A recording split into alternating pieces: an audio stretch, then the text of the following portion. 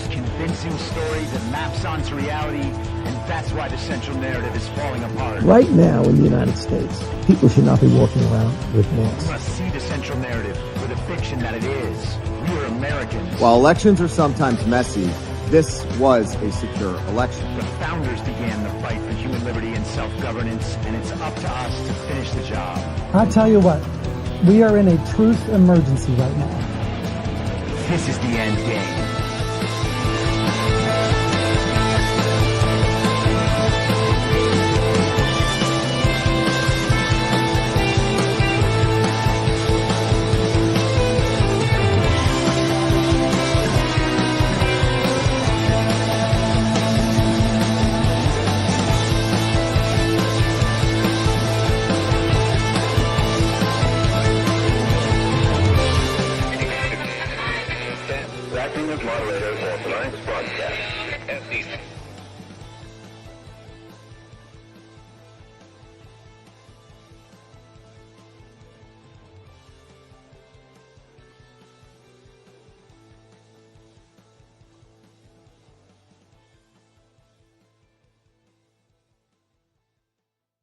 All the people that have gone out there against the mainstream media and said, you're going to call us racist, you're going to call us potential Timothy McVeighs, fuck you.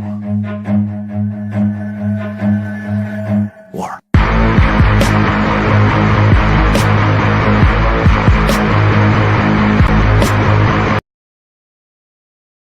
Immensely seductive. Quite sure he's right. An obsessionally neurotic. Pretty dangerous, in fact. Do you mean you doubt your powers to convince him? Worse than that. What I'm afraid of is his power to convince me. Let us never tolerate outrageous conspiracy theories. Say it! Say it! All right, I'll say it. We're talking about putting a manifestly irresponsible man on national television. Sweetheart, be reasonable.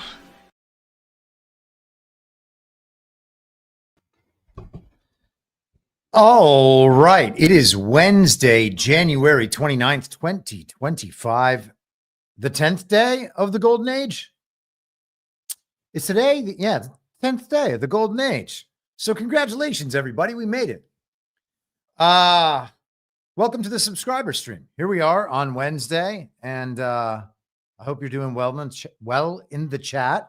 If I can speak my way through this show that features nothing but me speaking, that'll be great. Wow, off to a hot start. Polymathanon wanted to drop a tip in the jar for you. Always appreciate your insight. Might have to watch replay later, but God bless Chris and everyone here. $40 Rumble rant. Thank you, my friend. Thank you. Snowcat Operator dropped a gift subscription for someone, as did Julie Beans and N The Dark. The Dark. So, okay. Well, thank you very, very much, everybody. Thank you for that. Thank you for the support. As always on the subscriber stream, I could not do this without your support. Okay, so let's get into some of what's going on out there in the world. And I want to start beyond out there in the world into the farthest out there beyond the out there world. And of course, I'm talking about the black infinite void that exists just beyond some point in our atmosphere. You just blast through this fiery part of our atmosphere. You can burn up upon re-entry. And immediately after that, you're out into a black infinite void. And if you are then able to travel millions and millions of miles through that, you will get to Mars, where we are going to settle anew, because this planet, it's just not going to last. And most people have gotten past the climate change nonsense. So now they think it's just not going to last for got to get to Mars sort of reasons.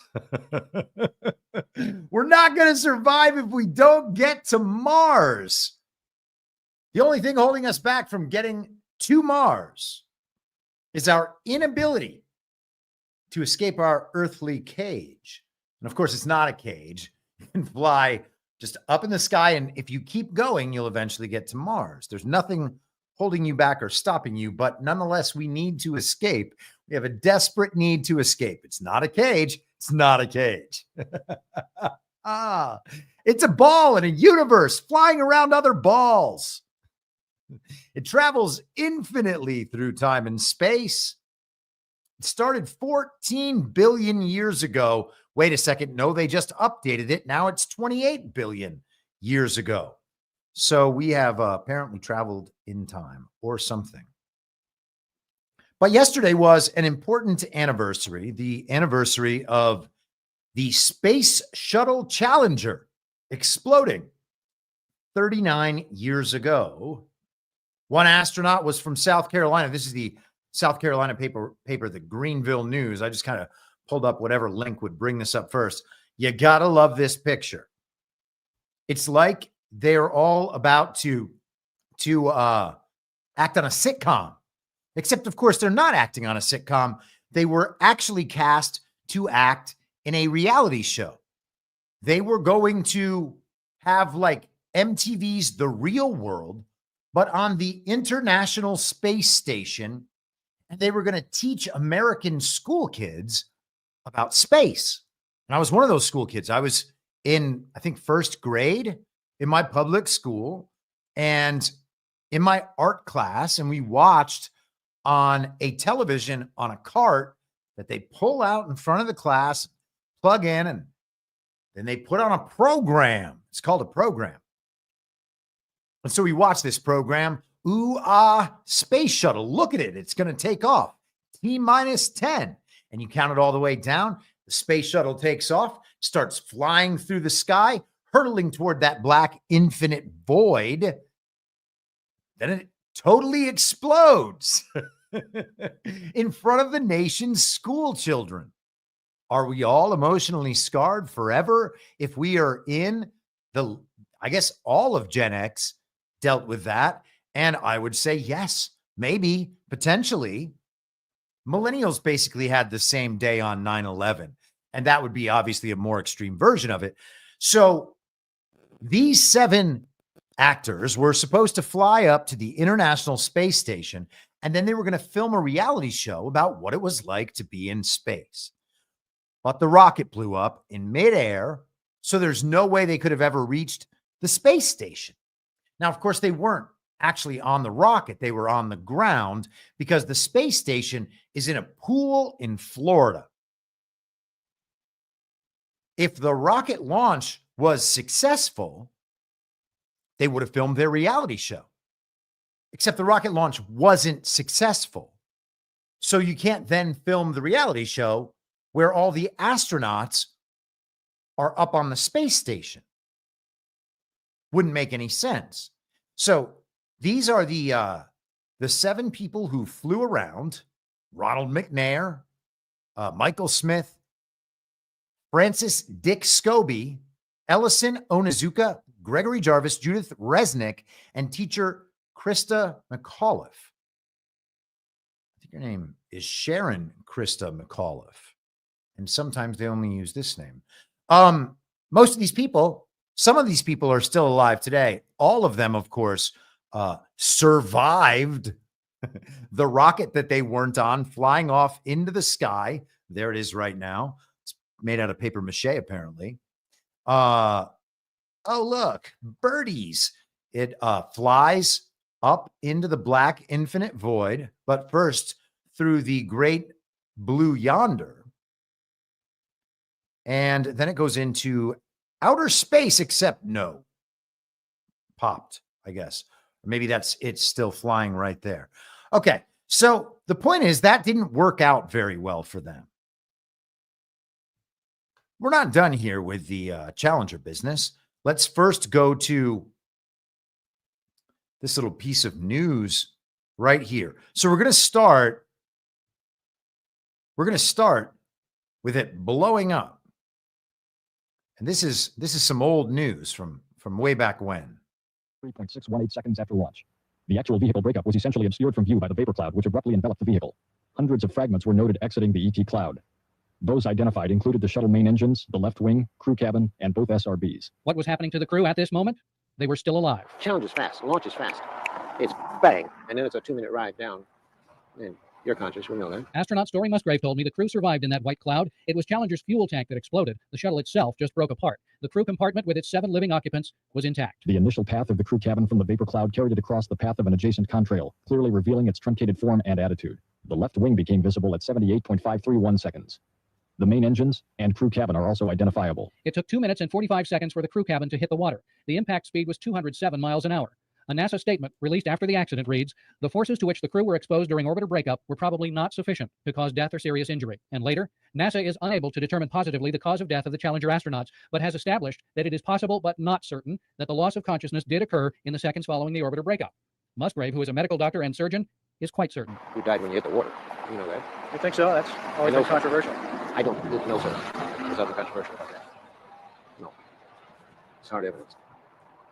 Yeah, you died when you hit the water. At the bottom of the ocean, investigators found that some of the crew's emergency oxygen masks had been turned on. Said another astronaut, Scobie fought for any and every edge to survive. He flew that ship without wings all the way down. They were alive. You could have lost consciousness at that altitude if it depressurized. Okay, so I think you get the point. They all died upon hitting the water. That's what we've been told. And maybe that was a good story to tell because it left more options open. Because if they didn't immediately blow up in the sky, well, then maybe they could have survived the fall into the water, of course, being rescued heroically.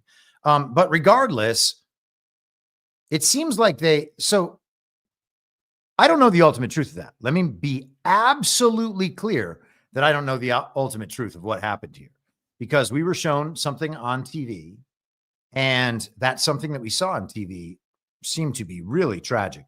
They basically traumatized the nation's school children all at the same moment while doing a tremendous space thing. How do people react? How did America react? Oh no, this is a disaster, but space is still the great beyond. And we need to put more money into space always, because this is how we come up with all our other inventions. NASA thinks of just about everything. Therefore, we need to keep doing the space thing. Now, a lot of people over the years have made videos about the Challenger. And so I just pulled one quickly. Let's see how this goes. In 1986, the shuttle Challenger exploded about 74 seconds after takeoff, killing all 7 astronauts inside. Or did it? It turns out that 6 of the 7 are still alive and kicking today. Ellison Onizuka claims to be his identical twin brother, Claude. Yeah, I've got an identical twin brother, Claude, too. The Challenger pilot, Mickey Smith, hasn't even bothered changing his name. He's now Professor Michael J. Smith of University of Wisconsin. Now, Krista McAuliffe was a bit of a sneaky one. She was the Challenger payload specialist, quite famous for being a teacher. It turns out during her astronaut days, she was using her middle name, Krista. And now she goes by her first name, Sharon. And she's a Syracuse law professor. The Challenger commander, Francis Richard Scobie, is now Dick Scobie, which sounds like a rather unpleasant disease, CEO of Cows in Trees Limited. Judith Resnick, the Challenger mission specialist, again, hasn't even bothered changing her name. She's a professor at Yale Law. And finally, Ronald McNair, another Challenger mission specialist, claims to be his identical twin brother, Carl McNair. What are the odds? What are the odds? Well, I guess that they are pretty good, because it's definitely happened. So we have some twins, and then we have some people who changed their names or used, their middle name.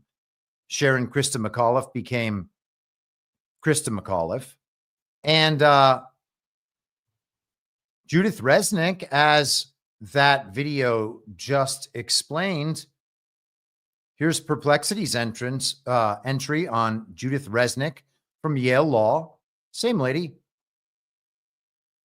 They even have voice comparisons from the interviews that the astronauts, quote unquote, did before taking off in their deadly shuttle journey, comparing the voice of Judith Resnick to Judith Resnick. And you're like, oh yeah, it's just Judy. That's just Judy. I think Sharon McAuliffe, let me just check on this. Let me ask the machine, was Sharon Krista McAuliffe related to Terry McAuliffe? Because Terry McAuliffe was the Clinton hack. Oh, no, they're saying that it was through marriage to her high school sweetheart that name came to her. Was he related to Terry? Let's find out. No, they're saying no. Separate family. Okay, fine. We'll leave that alone. But everybody's going to have to make the judgment themselves as to whether or not they believe that the government would lie to them about something like this, and whether or not my explanation of what they were attempting to do is plausible enough. Do you believe that these people were still alive just because it was clear that they were still alive in the world? Or do you determine that there must be some explanation for why 4 of these people are just readily available in the world, or were at least that way a few years ago?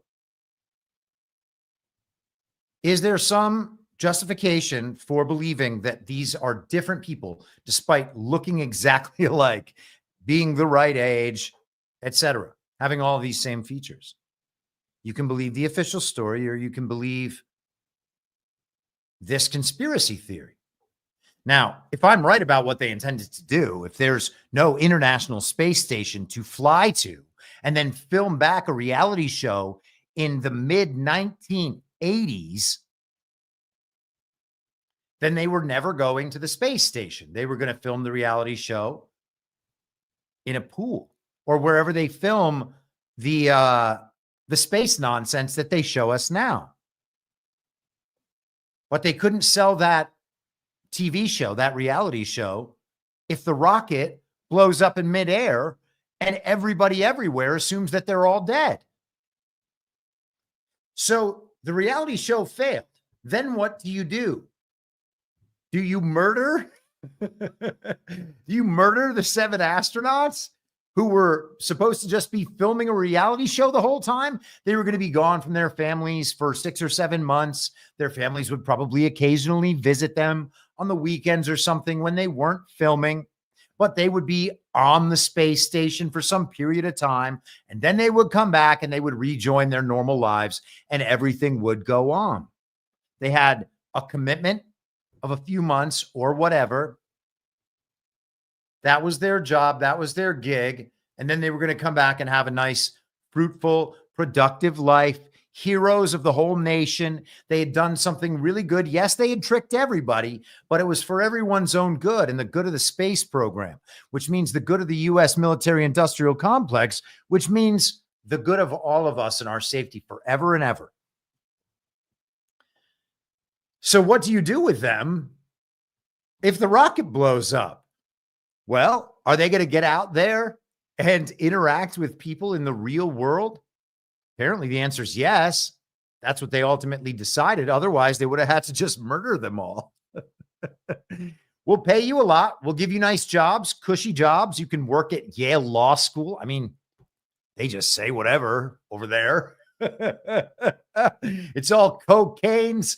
It's all cocaine's. It's all cocaine, homosexuals, and the Skull and Bones Society, and Vivek Ramaswamy and JD Vance somehow.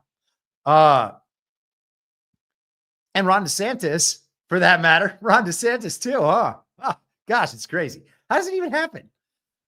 So you can just go teach at Yale Law. Just don't ever say anything about the whole spaceship thing. You're going to be someone else. You'll be you to all the people around you. But to everybody else, you're going to be somebody else. Can you do that? Can you do that? And in that time where there's no internet and people are just reading magazines and forgetting about the Challenger, I guess, eventually. I mean, we're all still scarred from having to watch it in elementary school, but hey, we're going to survive.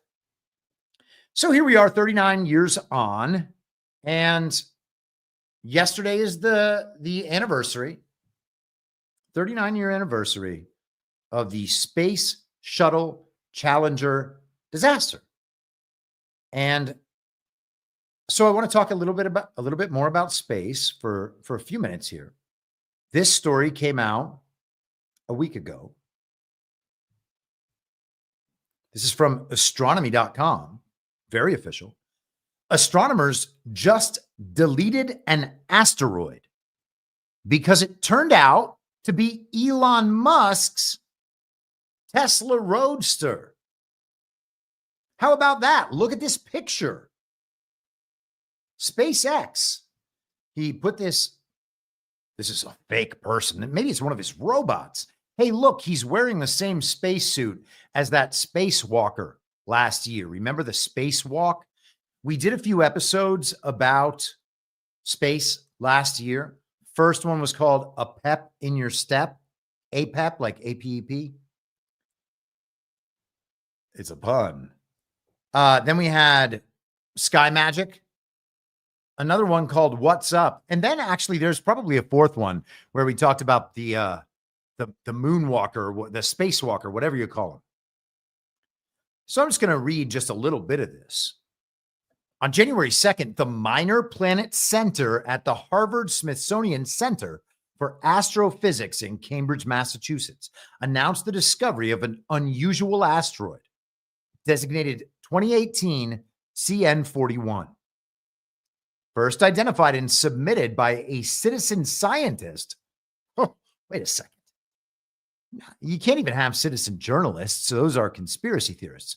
What the hell is a citizen scientist? That's not the science like I've ever known it. Citizens can't do science. It's ridiculous. The object's orbit was notable. It came less than 150,000 miles from Earth, closer than the orbit of the moon. Huh. Wow. That qualified it as a near-Earth object, one worth monitoring for its potential to someday slam into Earth. But less than 17 hours later, the Minor Planet Center issued an editorial notice. It was deleting 2018 CN41 from its records because it turned out the object was not an asteroid. It was a car. To be precise, and precision is important in astronomy, as we'll see. It was Elon Musk's Tesla Roadster mounted to a Falcon Heavy upper stage, which boosted into orbit around the sun on February 6th, 2018. That asteroid is named after 2018 too, for some reason. The car, which had been owned and driven by Musk, was a test payload for the Falcon Heavy's first flight. At the time, it received a great deal of notoriety as the first production car to be flung into space, completed with a suited-up mannequin in the driver's seat named Starman. Okay, so they identified an asteroid. And whoops, it wasn't an asteroid. It was Elon Musk's car. Here we have let me give you just one more headline about the car asteroid. Just want to really hammer my point home here. This is Newsweek, just from 2 days ago, Monday. So we had the story a week ago in astronomy. It moves through on the info stream. Mysterious new asteroid turns out to be a Tesla Roadster in space. Wow. How about that picture? Oh, man, just zooming and zooming and driving through space. Oh, he's in orbit. He's just never going to stop circling the sun. Is it an asteroid? No. It's Starman in his radical Tesla Roadster. And he flies off through space. Here's SpaceX letting us know Starman's current location. Next stop, the restaurant at the end of the universe. Very, very serious. See, this Starman goes here. Mars goes there. Maybe Starman will just hit the orbit of Mars right here or right here because it's on a two-dimensional plane, of course. And this happens in the black infinite void because of gravity from the sun. So we have Mercury, Venus, Earth, and then Mars, and then Starman. And he flies around the whole thing. He's outside of all these orbits and sometimes even Mars's. Wow. Gosh. Amazing driving. Amazing driving. Maybe he's even maybe that's even one of those self-driving Teslas. You see that? Just orbit, never goes off course. That's how they figured it out. So this is Elon Musk speaking, by the way, about that exact event. When he flung that Tesla Roadster into outer space, here's what he said. What was going through your mind? How amazed were you to see your Roadster up there with Starman just cruising along with the blue planet? And how long will we be getting live views, do you think, from the car? Well, I think it looks so ridiculous and impossible. And you can tell it's real because it looks so fake, honestly. Like, we'd have way better CGI if it was fake. It's so ridiculous. You can tell it's real because it looks so fake. If we were going to fake it, we would use way better CGI. Except that's not true. Because they don't need better CGI. People will believe absolutely anything if they're told it's science. And they're told that there's a scientific explanation for how it all works. And then they read the explanation and they're like, well, I don't understand this. This is all gibberish and nonsense. All these big science words. I can't understand these. And so they figure out, well, there's got to be an expert somewhere to translate this for me. And they'll go to Bill Nye, the science guy, or they'll go to Neil deGrasse Tyson, or they'll get into the real physics and check out a little, what is his name? Brian Cox, right? Get into that little, who is the wheelchair man? Stephen Hawking, right? Figure out how all the physics of it works. And they'll be told that it's all math. You can't doubt math. What are you going to do? Doubt 2 plus 2? No, I'm not going to doubt 2 plus 2. I'm just going to doubt that 2 plus 2 can tell us that we're circling around the sun. I'm just kidding. It's an ellipse. And how far away it is. 2 plus 2 can't tell us that. Math can't do that. Math can't do that. Math can't do that.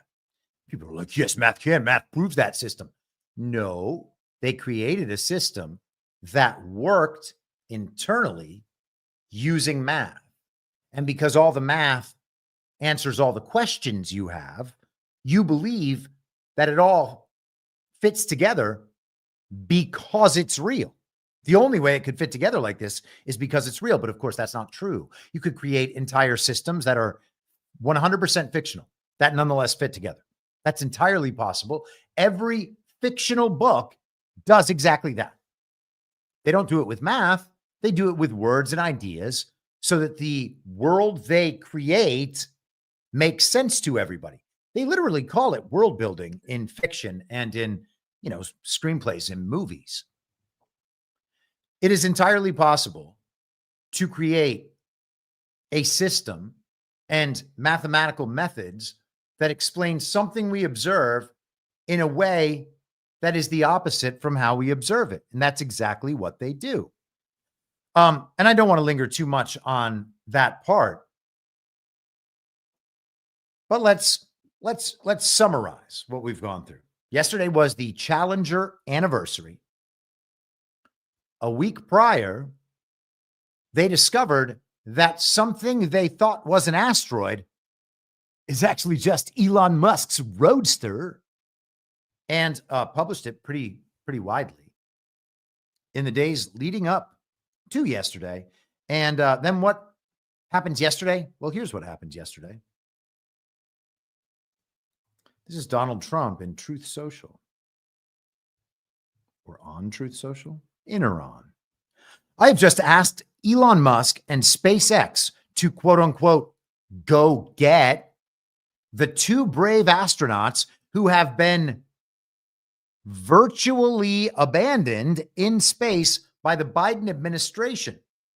They have been waiting for many months on the space station.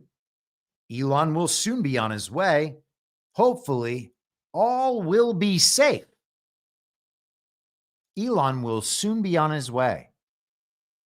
Good luck, Elon. That is amazing, is it not? They've been virtually abandoned. Now, a lot of people think that it's strange that he said virtually, that maybe that's some allusion to the fakeness of all this, of course.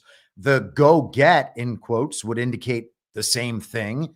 Are we going to see Elon fly up there in the rocket himself and save those two idiots that they keep broadcasting as being stuck in space?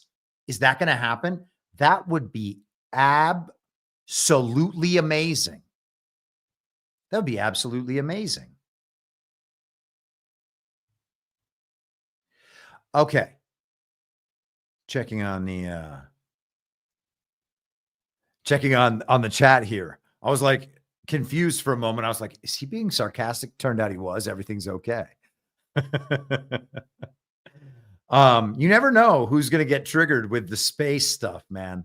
But to summarize, Trump announced that Elon Musk is going to, quote unquote, go get the astronauts who were virtually abandoned on the same space station that the Challenger astronauts were supposed to be flying to 39 years ago on the anniversary of them doing that.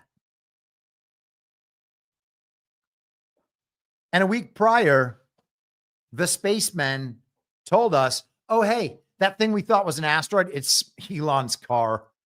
Guess we just got that one wrong. Well, sorry, everybody. Why does anyone accept any of this? And the answer, of course, is because they're in the party of false decorum. And I'm not trying to insult anybody. I know it takes a long time for some people to let go of certain beliefs, okay? But you got to understand, when you have a belief like this and you hold on to it for social reasons, you don't want to admit that you got fooled by something like this. I got fooled by something like this my entire life. I got fooled by exactly this my entire life. Dinosaurs, I never questioned dinosaurs. I never questioned a lot of things. We've all gotten fooled. The point is to be fooled for as short a time as possible. Okay? We got hoodwinked. We want to stop getting hoodwinked. The entire purpose of all of this is to stop getting hoodwinked by the government and other people looking to exploit you after tricking you. That's been our condition for our entire lives. You know how you can take a tennis ball with a dog who loves going to fetch a tennis ball, and you can pretend to throw that tennis ball and the dog thinks you really threw it. So the dog will run down and chase the tennis ball, and you're tricking the dog, and the dog doesn't really care because the dog likes running around. Maybe the dog just is too dumb to figure it out or something. I would never say that about a dog. I'm just saying maybe it's possible, I guess. I often consider whether my dog is a super genius, and I try to talk to him with that sort of respect while also picking up his shit out of the yard. But if you are continually tricking the dog for your own amusement, and you are not just a child who's going to grow out of that sort of behavior, you might eventually wonder if that behavior is just malicious, and it's because the dog is such a lesser creature intellectually that you don't feel anything about tricking it all the time.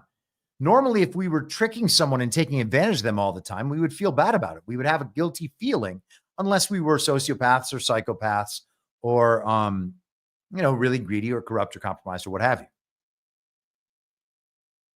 But if you are the people exploiting everybody through trickery, and those people are unwilling to admit that they're getting tricked, when you rub their noses in the tricks, how are they supposed to think of you? And, people would talk about the Talmud, and they'll talk about Goyim and those ideas of cattle. But it's not just Jews, right? everybody there is an entire society of people, the party of false decorum, people who rely on their reputation and doing favors for more powerful people in a social hierarchy to advance in their lives, exploiting whoever they need to in the process. It's not just one ethnicity doing that. It's all of them. It is a moral condition, and it's, a thing that is acceptable among people in the party of false decorum and among scientific materialists broadly. And we can talk about where those, where the roots of those things are if we want to go back historically. But we can see that throughout all time. It's all peoples coming together,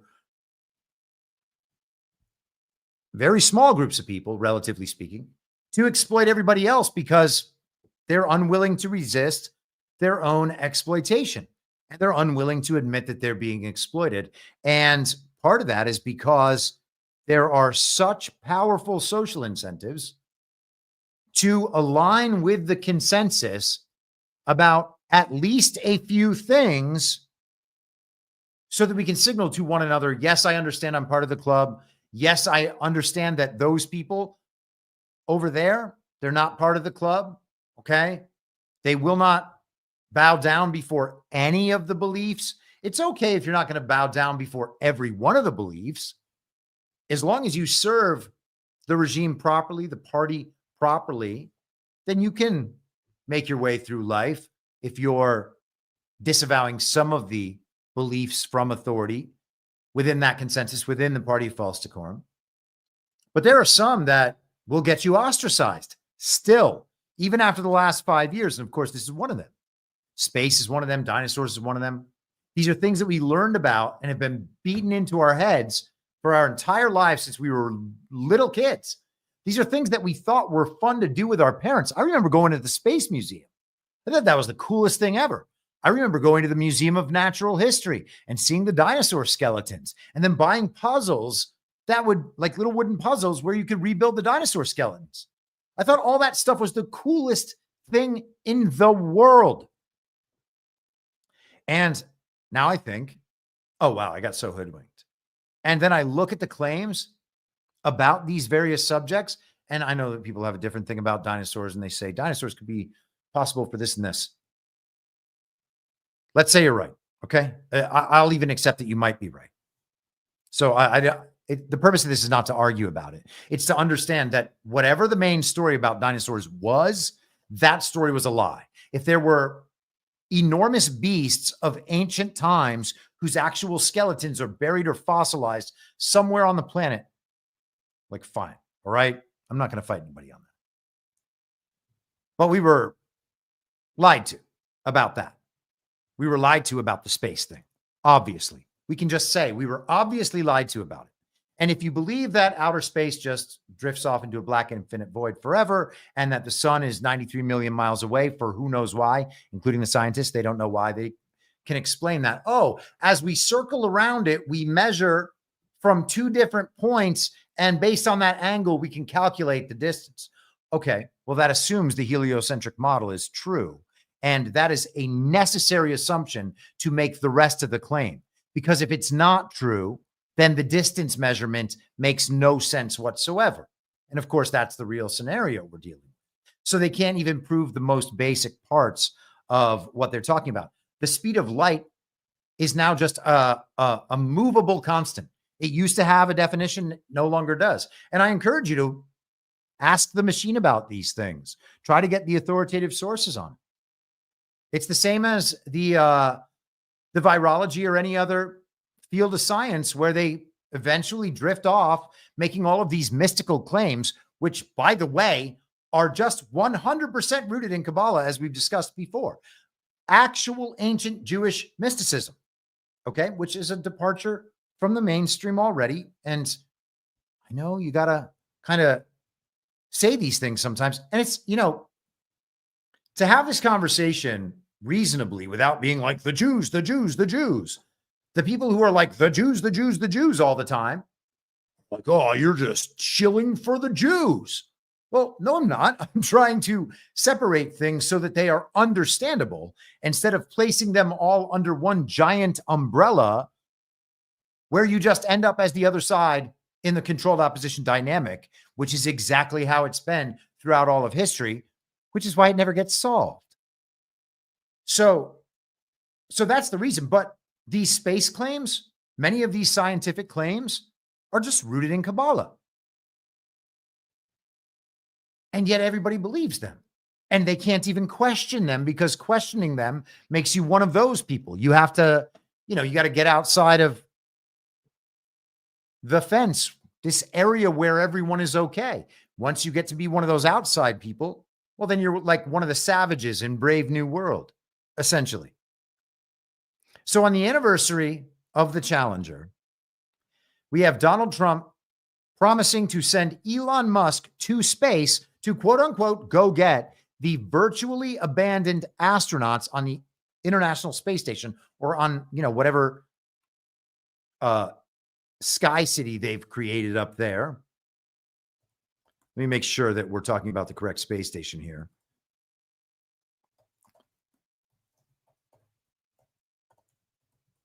Because I know there's another one.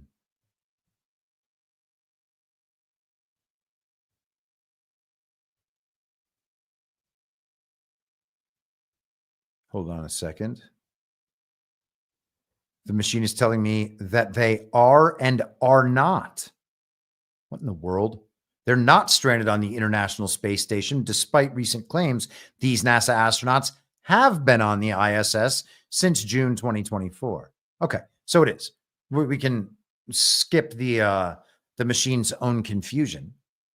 But the same space station that the Challenger astronauts were supposed to film their reality show from, unless I'm mistaken about the exact details of that. Regardless, there is a reason the stories are out at the same exact time. And to discount that story, the spacemen are shown to be incompetent. We thought this was an asteroid. It turns out that it's Elon Musk's car. So space junk. Let's get back to space junk for just a minute. We're going to learn about space junk. Someone on Telegram sent me this in the chat yesterday. CNN Science, December 27th. CNN is now a pay site, so I have to use the archive version. With space junk clouding Earth's orbit, are we barreling toward Kessler syndrome? Oh no. For years, space traffic experts have raised alarm bells about the increasing congestion. Earlier collisions, explosions, and weapons tests have resulted in tens of thousands of pieces of debris that experts are tracking, and possibly millions more that cannot be seen with current technology. Well, oh no, we can't track those.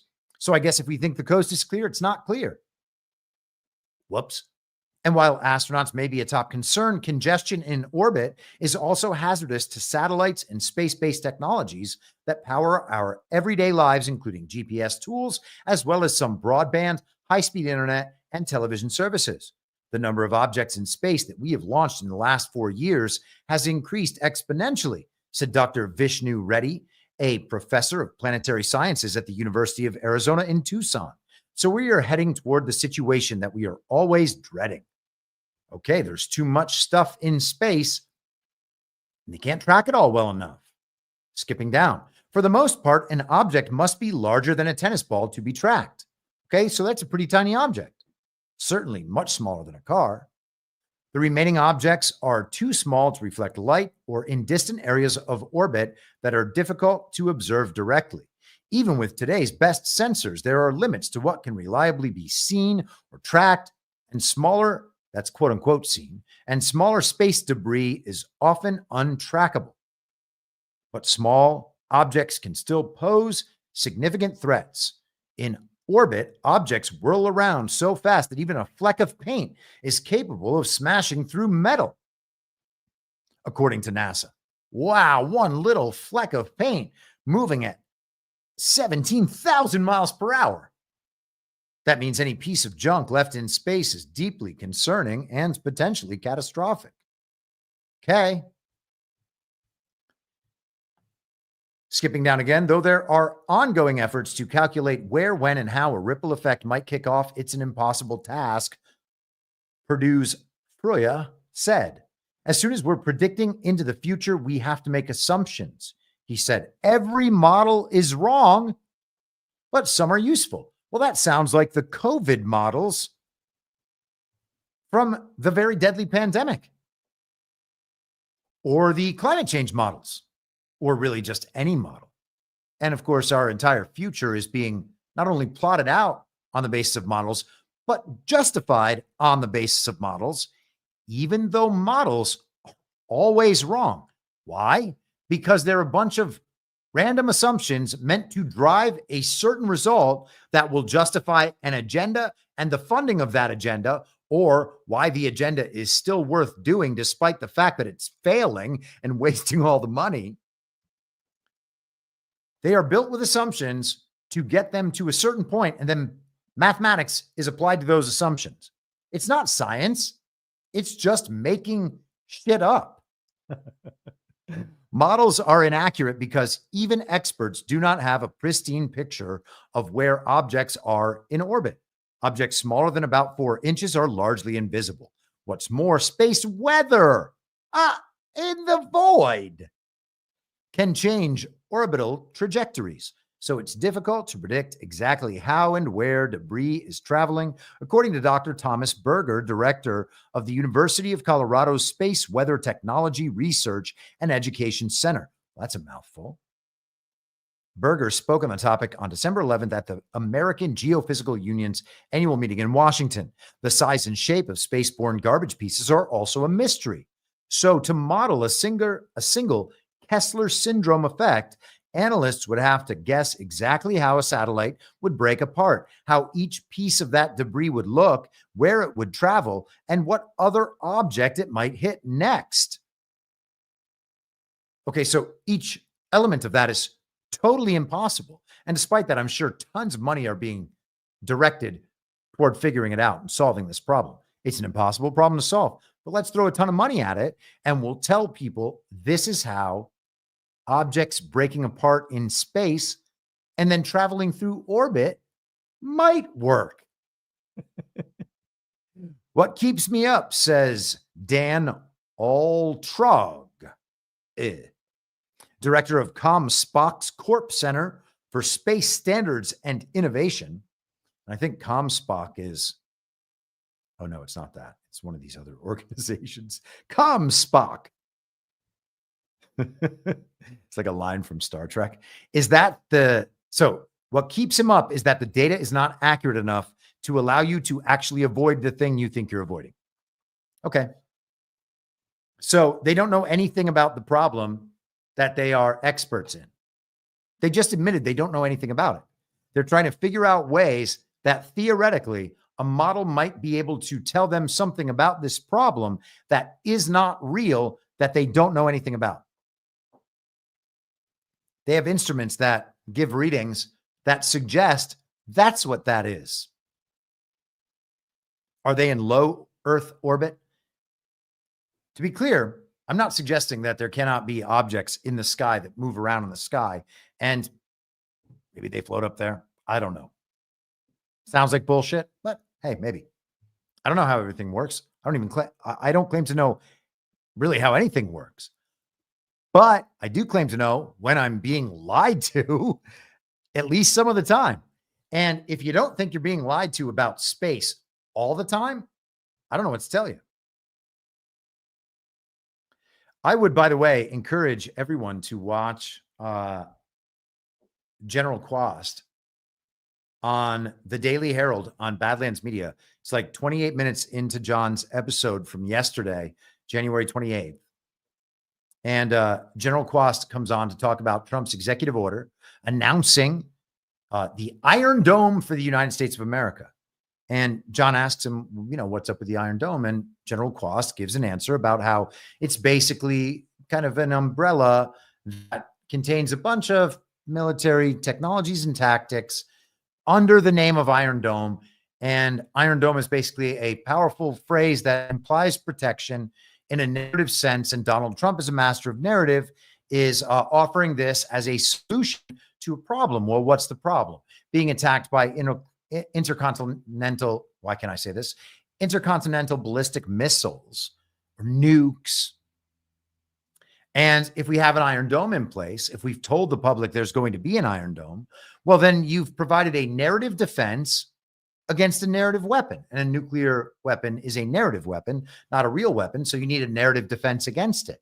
And once the narrative defense is in place, well, then the narrative weapon is neutralized. And we're going to talk about that in the realm of AI in a little bit. But a narrative defense for a narrative weapon. If it was a real weapon, could you use a narrative defense? Probably not. Donald Trump talked last week about denuclearizing in the World Economic Forum speech. He said that Russia and China were on board at the end of his first term, but we know what happened. The election was rigged and stolen, and Donald Trump stepped away. And so the illegitimate Biden administration was unable to denuclearize the world. In fact, they continued to instigate event after event that would have led us closer and closer to the precipice of nuclear war. That's what we were told over and over again. Russia has sent missiles into Poland. They are a NATO country. So under Article 5 of NATO, this means we need to engage in kinetic hot war with Russia. Russia is going to attack this or that nuclear facility, Zaporozhye, or even Chernobyl, which we got at the beginning of the whole Ukraine adventure. There was still going to be some nuclear fallout from Chernobyl. I don't know if you remember that. You can still look it up. Oh, Chernobyl's been inactive for decades, so there's no problem probably, but it's possible that there could be some problem. So it was just a constant threat of some nuclear issue over time. Nuclear energy would be the sort of solution to our energy problems if it was adopted on a widespread basis and it became abundant and cheaper and safer and easier to have at people's households. And General Quast actually, I didn't think I would be talking about him on two different subjects, but he let us know at one of those guards. I mean, they expect nuclear, I think it was power generation, transmission, and storage all in one thing about the size of a table that would be at an individual's house.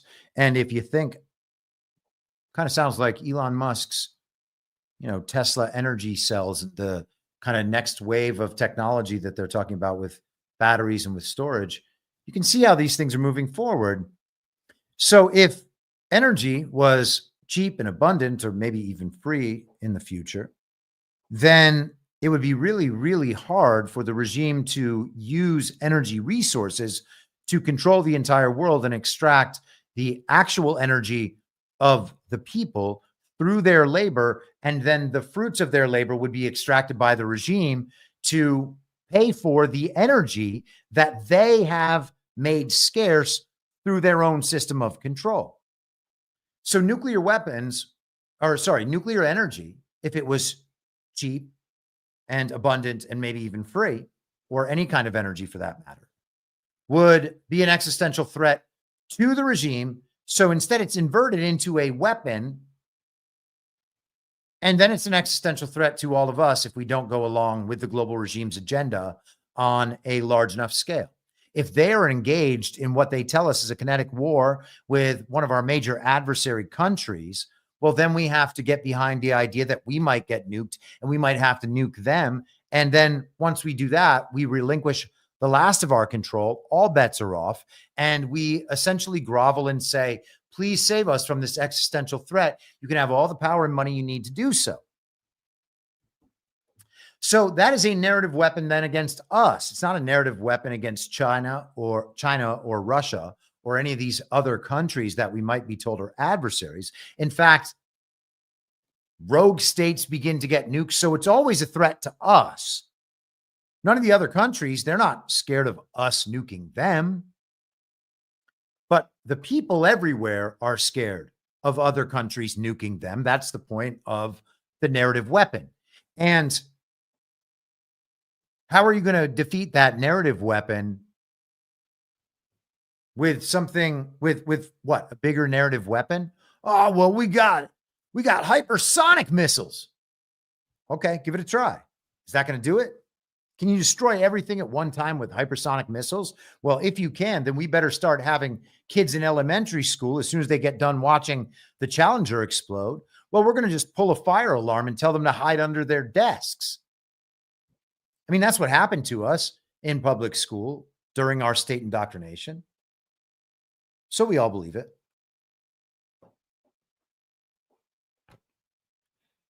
The narrative defense against that narrative weapon neutralizes the ability for the existential threat to cause us to act in a certain way, getting back on the same page with whatever the regime tells us. And it's hugely important that we're able to do that, because the regime will use the narrative weapon as a threat. They'll say, if you don't do XYZ, if you don't believe XYZ, well, then we're going to be at risk of nuclear annihilation, where you and everyone you know and everyone you love will be incinerated. You'll be turned into dust within a matter of seconds. That's what we're going to do if you don't give us all the power and give us all the money that we need. And so they've created other narrative weapons, other existential threats. We've talked about this a number of times. You got very deadly pandemics, you got climate change, now you got AI. And again, in one direction, it is a threat to us. We're going to die. Everyone we love is going to die if you don't do what we say. Even though the adoption of nuclear energy, if it became cheap and abundant and maybe free, that would be an existential threat to them. So they simply invert it and the problem goes away. And then we say, no, we're actually scared of nuclear power generation. And then they give us these various nuclear plant disasters, Fukushima being the biggest and most recent. The nuclear waste was going to wash from Japan all the way over to the United States of America, to California, and it was going to poison us. And so if we get poisoned in California by, let's say, the communist government that runs the place, well, you got to understand it's actually nuclear poisoning from Japan. Don't eat the sushi. That's what we were told. That's what we were told. And so because we're scared of nuclear weapons, and we know that because of nuclear weapons, nuclear energy is scary because it could give us this radiation poisoning and sickness. By the way, people live in Hiroshima and Nagasaki, and Chernobyl has abundant wildlife. What happened? It's not what we were told. Of course, it's not what we were told. Of course, it's not what we were told. On one hand, it's an existential threat to them. On the other hand, it's an existential threat to us. And let's talk about some AI, because we're going to get right back to that spot on AI. And we talked about DeepSeek a little bit the other day. We went through a couple of posts at the end of that episode. And I would suggest everybody go ahead and listen, just jump to the last half hour of the episode. It should be somewhere around there if you haven't listened to it yet, if you want to hear the rest of the DeepSeek conversation. But I think I'll probably maybe incorporate some of that in here today. So, hey, maybe it's worth skipping. Anyhow, this first post I want to read, and I talked about some of this last night on Badlands Story Hour with Burning Bright. We were talking about Iron Man from 2008. And so we were talking about some next wave technology in the military industrial complex. This is from Palantir. Okay. Palantir is a company named after Lord of the Rings. So is Anduril. Both of these are Peter Thiel companies. J.D. Vance was Peter Thiel's, one of his proteges. Peter Thiel is or was J.D. Vance's owner. Eric Weinstein, whose brother is Brett Weinstein, you know, Eric thinks he's the smartest guy in the world, total scientific materialist, like the most extreme scientific materialist, has no idea how he sounds to anyone who has ever thought about, what if Eric Weinstein might be wrong? But anyway, we're talking about these are the people. So that's the company. This is their new chief technology officer, Shyam Sankar, I think is how his name is pronounced. And I could be wrong, and I apologize if I am. I'm not trying to mispronounce. Sometimes I am, not right now. The Senate Armed Services Committee on Defense Innovation and Acquisition Reform, his testimony is in a video in this tweet thread. But this is the only tweet here. And by all means, I posted this. If you search Palantir in the info stream, t.me/very reasonable, you can find this tweet and the couple hours long video of his Senate testimony. He says the monopsony, and let's just clarify, a monopsony is like the inversion of a monopoly rather than one big company that gets all the business because they control the entire production and supply line, et cetera, of an industry and keep out any competitors. This is like the inverse of that. There might be a number of suppliers out there supplying an entire range of products, but they all go to the one and only seller. And in this case, that's the DoD. So all of these various contractors that are military contractors, some of them exist in the private sphere, and some of them exist essentially specifically to just build for the military. But all of them have only one customer, unless you're in that private sphere and you can sell consumer-facing products as well, I guess. That's the principle here. But he says the monopsony has created a divide between defense and commercial sectors, like the Berlin Wall. On the commercial side, companies compete. On the defense side, a dwindling number of contractors toil away, resembling state-owned enterprises. The companies fit enough to climb the wall and defect to the free world did so long ago. Mr. Chairman, if we're going to win again, we need to tear down this wall. Okay. And so we have to wonder, he's implying this wall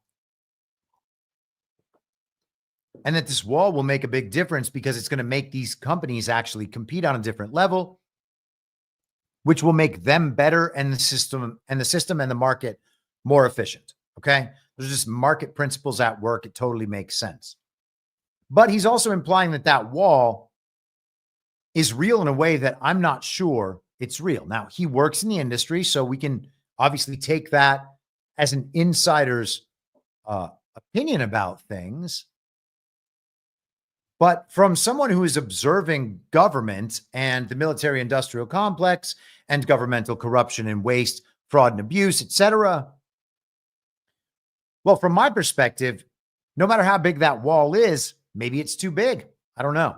It's a tough problem to solve, by the way. I'm not saying that there's a right answer. Does the government just completely own military contractors?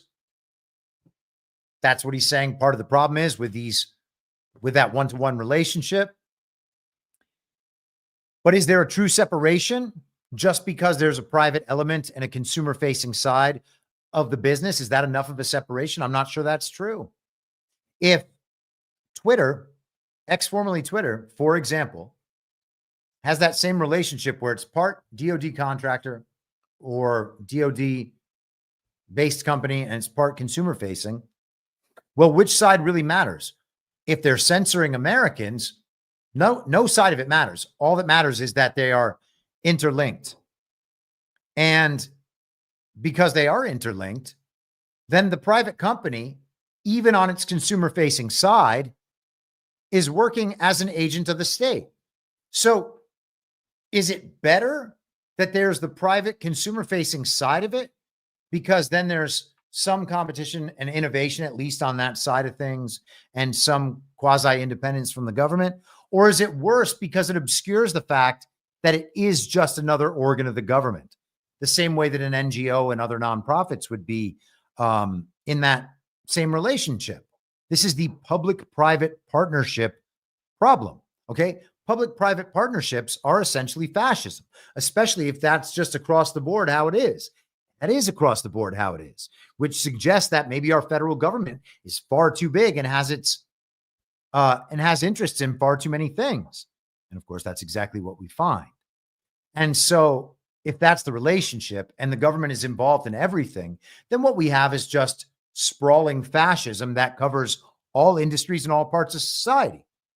So is it better that it's obscured with the consumer-facing side of it? That's going to be a hard thing to convince me of. I'm not saying I know the solution, but we're kind of kidding ourselves about what the status quo would actually represent in that situation, I would argue. So let's go to Bloomberg from yesterday, updated today. Microsoft probing if DeepSeek, Gosh, I can't talk. DeepSeek linked, there we go, group improperly obtained OpenAI data. All right.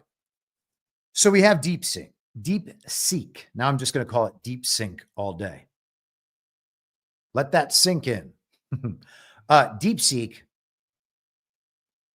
China released this supposedly decentralized AI model that is like a slightly older version of ChatGPT, but now it's going to be out there in the wild and people will have access to it. It sounds like people are going to be able to run their own kind of nodes or iterations of the open sourced AI. OpenAI was supposed to be open sourced and nonprofit. We're told by Elon Musk that it's not. Sam Altman from OpenAI was just in the White House last week. Trump was announcing this massive expenditure, almost like comically huge expenditure on AI data centers, putting Sam Altman front and center just days before all this happened. Is that a coincidence? Probably not. And so now OpenAI, as a response, is accusing DeepSeek of improperly obtaining their data. Oh, the Chinese have stolen this technology. Microsoft and OpenAI are investigating whether data output from OpenAI's technology was obtained in an unauthorized manner by a group linked to Chinese artificial intelligence startup DeepSeek, according to people familiar with the matter.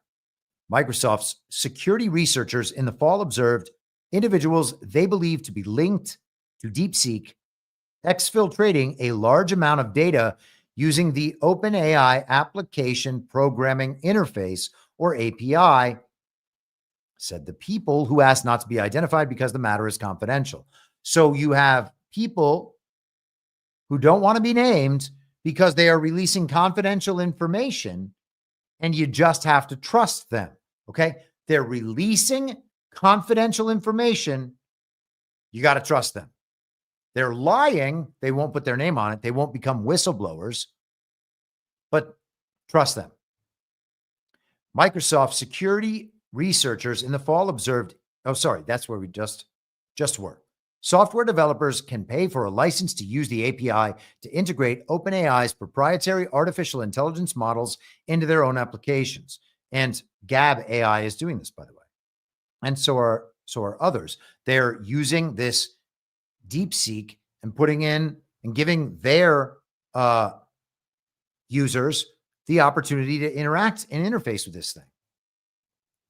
Microsoft, an OpenAI technology partner and its largest investor, notified OpenAI of the activity, the people said.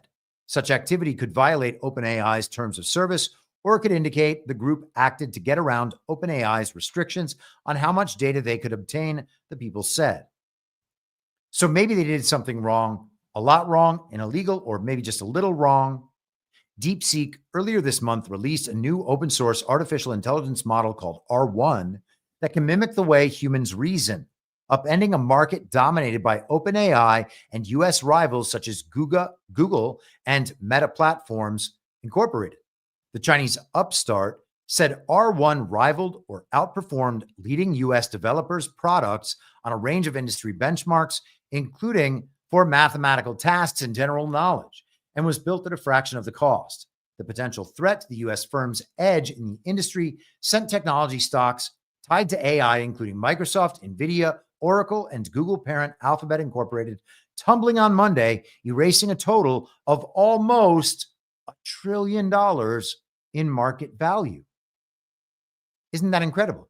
So, OpenAI and Oracle, two of these companies, were at the White House last week. Google was at the inauguration. Sundar Pichai was at the inauguration. And then Microsoft, Bill Gates, whoever. NVIDIA, I don't know if there's a Trump crossover there recently. We'll find out. But Meta was just there as well. So all these big tech companies, almost $1 trillion in market value. How much did Donald Trump say that they were going to be moving into the U.S. government to build data centers? Oh, it was like $500 billion plus Masayoshi Son's 100 or 200 extra billion on top of the 500 billion. Isn't that amazing? So those companies are getting drained of this massive sum of money.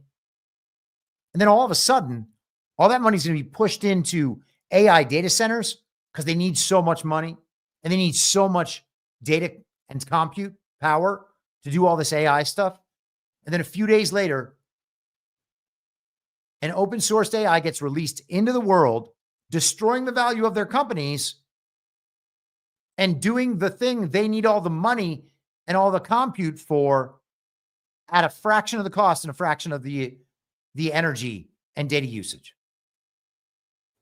Is that a coincidence? And the answer is, I think, pretty obviously by now, no, it's not. And again, these are things that people are going to have to decide for themselves. Do you believe the story as it's being told to you and being displayed to you? Or are you able to put these things together, see what the big picture is, follow the big picture over time as new events emerge, and come to your own conclusions? Because that is what we are always attempting to do here. Figure out what the potential possibilities are, or I should say the possible potentialities, like plausible scenarios that could emerge into our reality. Figure out what those are, watch as events emerge, see if they make sense in a bigger picture. And this is something we've been tracking for a very long time, so of course it makes sense. David Sachs, President Donald Trump's artificial intelligence czar, said Tuesday there's quote unquote substantial evidence that DeepSeek leaned on the output of OpenAI's models to help develop its own technology. In an interview with Fox News, Sachs described a technique called distillation, whereby one AI model uses the outputs of another for training purposes to develop similar capabilities. Okay, so they all start learning from each other. Well, all right. Then I guess what matters is whether or not it is centralized or decentralized. This one's decentralized. It's out there. No one's going to be able to stop it, particularly when people can run it on their own systems. It is very much like the Bitcoin network in that respect. You shut down a node, you shut down the internet in one country, and it's still just going to keep chugging along because it's totally decentralized. And here's a good analogy, maybe. I remember when I was a kid and you would hang strings of Christmas lights, there were certain varieties where if one light went out, they'd all go out. And this is like, it used to be in, people would do stand-up comedy about this phenomenon. And then there were other kinds you could get where one light would go out and you could replace that bulb, but the rest of the lights would stay on the whole time. The thing would keep working. Okay, so you see two different models there. And one of them is clearly better than the other if there's a chance that the little nodes or those little light bulbs are going to go out. And by the way, speaking of the childhood and the Christmas lights, we are basically afraid to tell other people at this point that like Santa Claus isn't real. And that's so weird. We're like, let the normies wake up on their own. If an adult still believed that Santa Claus was real and that came down the chimney and delivered all the Christmas presents, so he was still leaving cookies out for him, no kids or anything. And that's kind of weird too, but whatever, you do your own thing. If someone still believed in that and you weren't willing to tell that person, then you're basically committing that person to a lifetime of mockery behind his back or her back. Everybody else knows, they don't know. Well, that's what I was talking about with the tennis ball earlier. That's what I'm talking about with some of these understandings about this stuff that we're exploited and hoodwinked over. At what point do we just have to like be like, well, I'm sorry that I'm going to ruin their mystique. I'm going to only talk about this in truthful ways from now on. And maybe we'll come back to that and get into some Robert Kennedy stuff at some point. But the idea here is that the decentralized model is going to make it impossible, potentially, for them to kind of snuff this thing out. What they need is to get everybody back on the same page, believing the same story, so that we will all begin to behave the same way again and help them, or at least not hinder them, as they implement their agenda.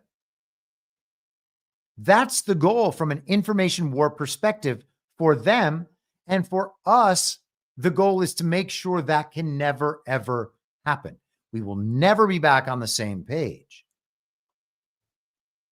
AI was their way of doing that. It would do the censorship for them. It would create everybody's opinion. It would create the false reality that people were going to have to believe in, because of course it would also run the social credit system, and it would run the system that allows you to get into and access certain parts of society. Well, you're not up to date on your vaccine subscription, according to the app dominated by the AI realizes, whoops, this person is not allowed into Whole Foods. Now you can't go into Whole Foods, Amazon Whole Foods. The whole system was going to be controlled in that centralized fashion. And then people would be coerced into behaving in certain ways, because otherwise the punishment structure in place is too great. And the social punishment structure would be too great, because they fully controlled the conversation, all the information, and your ability to transmit that information to other people.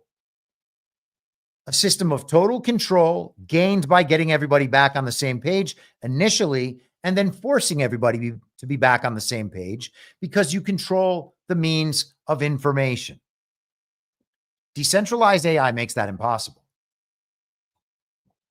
Now, I want to get into this thread from yesterday. And this, I think, is even a better description of the situation, or at least theory about the situation, than what we went through. I don't know if PJ Corrigan's just being really sarcastic today or not. It's really, really strange. Dude, are you just messing with me in chat? Than what we went through on Monday. Sorry. So this is a man named Graham Cook. If you look Graham Cook up and go to his X, formerly Twitter profile, he is the CEO and founder of an organization called Brava XYZ, an automated stablecoin management platform offering simplified access to DeFi, decentralized finance, yield opportunities. Okay, so he's in the DeFi game. Making money smarter with blockchain and AI, that's his thing.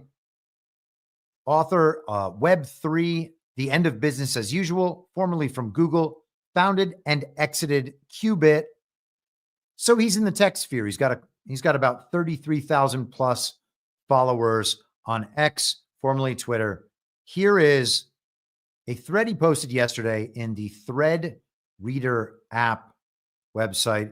And by the way, this is a great website to know about, especially if you're sharing information online or with people who might not have Twitter. If you're on Twitter and there's a thread, at the end of that thread, you just respond and do Thread Reader app, Thread Reader app, and then you type unroll and hit send, and it'll unroll the entire thread into a web page here. You can archive that web page. You can send that web page around. People who don't have X, formerly Twitter, will still be totally able to read through the whole thread, which you can't do if you don't have a Twitter account. PJ Corrigan says he's totally being sarcastic. Thank goodness I know that, because I was starting to think that maybe I was insane. So here we are. Graham Cook on X, formerly Twitter, as shown on threadreaderapp.com. A Chinese company just shattered OpenAI's $18 billion advantage. They proved you can build ChatGPT level AI for 100 times cheaper. 100 times cheaper. So that would be like, instead of giving $500 billion to Trump last week, they would have just given $5 billion. Okay? There are baseball players signing contracts for $1 billion at this point. All right? So 5 billion, while being an absolutely extraordinary amount of money, is, when you're talking about the ridiculous scale of these times, is relatively not that much. 100 times cheaper. And it's about to trigger the biggest market crash since the dot-com bubble. Here's why the Chinese are keeping this a secret. For the past 5 years, the AI industry has been built on one core assumption. Building powerful AI requires massive resources, huge data centers, thousands of engineers, billions in funding. That assumption just got shattered. And so let's go ahead and we'll watch this video. AI's energy use is set to rocket. That could not only constrain the industry's growth, but threaten green energy targets and force AI providers to consider alternative sources of power. The International Energy Agency estimates global power demand from data centers, AI, and cryptocurrencies could double by 2026 compared to 2022 levels. Microsoft alone is opening a new data center globally every 3 days. The computational power required to develop machine learning models has doubled every 5 to 6 months since 2010. In March, billionaire Elon Musk said the latest bottleneck to cutting-edge AI technology was electricity supply. Amazon chief Andy Jassy said earlier this year that there was not enough energy right now to run new generative AI services. Also, many customers of these data centers have made net zero CO2 commitments, but renewable sources of energy may not be able to cope with the load and reliability of supply needed. Okay. So there is the data problem as it's, or the energy and data problem and compute problem as it's always been explained. They need all of this money because they need all of this energy, because they need all of this compute to be able to do to be able to run the AI, especially as it's more widely adopted. So if you can do it for much cheaper, with much less demand on resources, that's going to make that's going to be a pretty big deal, because we're told this is the way of the future. Now, all of big tech, and tech generally speaking, and tech investors have been investing enormous amounts of money in AI. And it sounds like they might have all just gotten destroyed. And I said a few days ago, I don't need to hear this, or I don't know who needs to hear this, but Elon Musk is not out there rugging Donald Trump and MAGA and America first. He's out there to spotlight, expose, and pull the rug out from under big tech.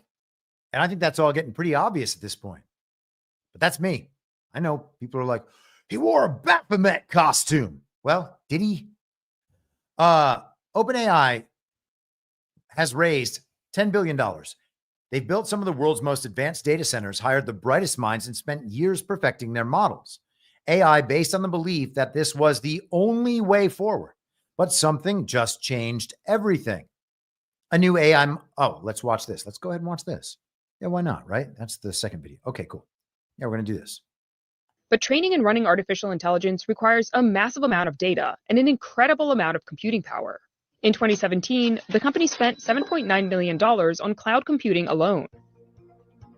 OpenAI was growing fast, and leaders at the company realized that if the growth was to continue, OpenAI would need to invest billions of dollars into large-scale cloud computing, attracting talent, and building AI supercomputers. The company's solution was launching what it called a capped profit organization alongside its nonprofit arm. This move, OpenAI said, would enable it to raise outside funding and hand out equity to employees, an incentive commonly offered by tech startups trying to attract top talent. The capped part meant that investors and employees would be limited in the amount of returns they could get, regardless of how successful the company became. A few months later, Microsoft invested $1 billion in OpenAI in a partnership whereby the two companies would jointly develop new AI technologies on Microsoft's Azure cloud. To date, Microsoft has invested $13 billion into OpenAI. Okay, so that's a lot. That was the expectation. This has also been a business model for tech investors and startups and all those people looking to make money off bringing in new investment. It's just another, I mean, it seems at this point like a massive boondoggle, but we'll get there. A new AI model has matched their performance at a fraction of the cost. Not just marginally cheaper, we're talking about an order of magnitude reduction in what it takes to build world-class AI. This isn't just disruption, it's an extinction event. China knows this. That's why DeepSeek just restricted registration to mainland China mobile numbers only. We might as well watch all the videos. Yesterday, China released a state-of-the-art free and open source chain of thought reasoning model with performance that rivals OpenAI's O1, which I'm stupidly paying $200 a month for right now. You see, there's two types of people in the tech world right now. In one camp, we have the pessimists who think that AI is overhyped and plateaued with GPT 3.5. In the other camp, we have the optimists who think we're about to see the emergence of an artificial superintelligence that will propel humanity into Ray Kurzweil's technological singularity. Nobody truly knows where things are going, but one thing to remember is that pessimists sound smart while optimists make money. But sometimes it's hard to be an AI optimist because you need to trust hype Jedis like Sam Altman and closed AI companies like OpenAI. Well, luckily, on the same day that TikTok's ban was removed, China gave the world a gift in return in the form of DeepSeek R1. So that's a little more positive about that. To understand why, he said, sorry. So this is the extinction event he's talking about. To understand why, we need to look back at the dot-com crash of 2000. History doesn't repeat itself, it rhymes. It also repeats itself because it's all just a story that is generated through this cyclical process of storytelling and then hyperstition, where people believe the stories and then go create the reality in the world as a function of those beliefs. Companies spent hundreds of billions laying fiber optic cables under oceans. This is remarkably similar to what happened with GPUs in the 2000s. They built enough infrastructure to handle 50 years of internet traffic growth. Everyone was convinced this was the future. And he shows some charts throughout the presentation here, but we'll bypass that. But they made a crucial miscalculation. The infrastructure far outpaced actual demand. Companies like Webvan built billion-dollar warehouses, assuming everyone would instantly start buying groceries online. They were right about the trend, but catastrophically wrong about the timing. I'm not even sure they're really right about the trend, because I know that there is that trend, but it's not something that seems like it's going to take, that's ever going to reach saturation. Like, it's not like everyone's going to order their groceries online. I don't see it. Maybe it'll happen, maybe with drones, or who knows. That is a universal law of disruptive technology. Eventually, supply exceeds demand and the cycle resets. Let's add computer access to that timeline. Households in the US with a personal computer went from 8% in 1984 to 36% in 97 to 51% in the year 2000. But even in this early internet, entrepreneurs saw a field of opportunity. Let's add, for example, the number of websites. From 91 to 95, the number of uploaded websites went from 1 to 23,000 plus, and there were no signs of slowing down. From 95 to 96, it jumped 1,000% to 257,000 websites uploaded. These factors, along with a few others, like the launch of Yahoo, led people to start seeing the internet as this gold mine. And these dot-com startups were spending like crazy. Profitability was not on the horizon, and it didn't matter. They just didn't want to turn a profit. They just wanted world domination. And if that sounds strangely familiar, it is because it is. When reality hit, it was brutal. Stock prices collapsed. Companies went bankrupt. Trillions in value vanished. Trillions. Today's AI boom is following the exact same pattern, but the numbers are even more shocking. Hype cycles come and go. The metaverse, Web3, crypto. What about the mother of all tech cycles, the dot-com bubble and burst? So right now, are we in the middle of another one with generative AI and ChatGPT? Stocks like NVIDIA and Microsoft, they are at all-time highs. And those stocks, in turn, have driven the S&P. The 7 biggest tech stocks are responsible for functionally all of the S&P stock gains in 2023. So if this feels like a moment of gigantic hype, you wouldn't be mistaken. But so was 1999. You remember when we'd go to cocktail parties in 1999 and 2000, and everybody and his brother, mother, sister, uncle, cousin would be asking you how to get in on this. I will never forget going to a Chinese restaurant in Asheboro, North Carolina, and the waiter asking me about CMGI. Hype cycle. Oh, apologies. Well, that's kind of amazing. Let's also go back to this where they have the logos. How about that? So you have the apple with a bite out of it, the infinity symbol for Meta, the swirl for NVIDIA. Gosh, man, what a strange world we live in. Let's continue though. Sequoia predicts the AI industry needs $600 billion in revenue to justify current investments. To justify current investments, it needs $600 billion in revenue. We are at just 10% of that today. This isn't just a gap, it's a chasm between expectation and reality. And now comes the catalyst that brings it all down. This breakthrough in efficient AI development proves something stunning. Most of the massive infrastructure being built right now is unnecessary. Think about the implications. Billions in data centers, overkill. Massive hardware investments, wasteful. Current AI valuations, pure fantasy. Here's why this changes everything, and another video. There is a new model that has all of the valley buzzing. But from a Chinese lab called DeepSeek. It's opened a lot of eyes of like what is actually happening in AI in China. What took Google and OpenAI years and hundreds of millions of dollars to build, DeepSeek says took it just 2 months and less than $6 million. They have the best open source model, and all the American developers are building on that. So that was the CEO of Perplexity there at the end. And I use Perplexity quite a bit, and I've shown all of you that before, I think maybe even earlier today.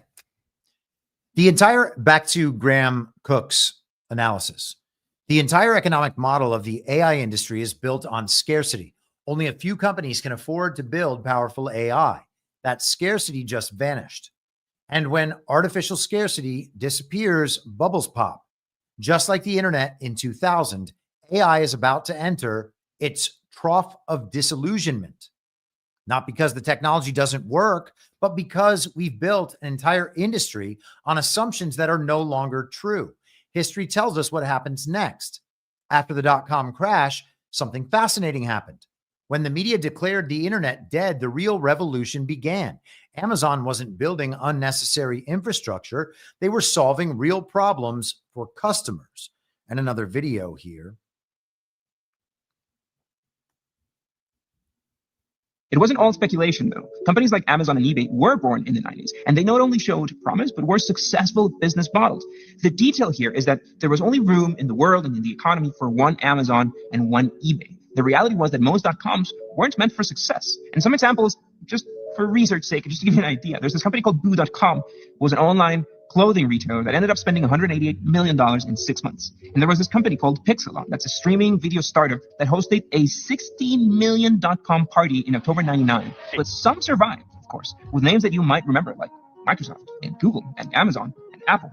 In fact, those that survived saw that in these harsh conditions, they had an advantage. Real estate was cheap, labor was plenty, and even less expensive than before, and the competition suddenly became limited.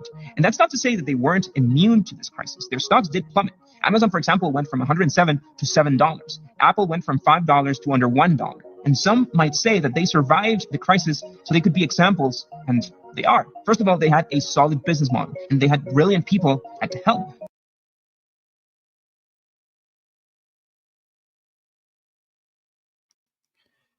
Totally. Or perhaps they were just chosen by the defense industrial complex and the intelligence community as the winners, or maybe they won through their own merit, or maybe they were started as a part of DARPA or the military industrial complex. And of course, that's what it really was. So of course they won, and then they consolidated, and now they own everything.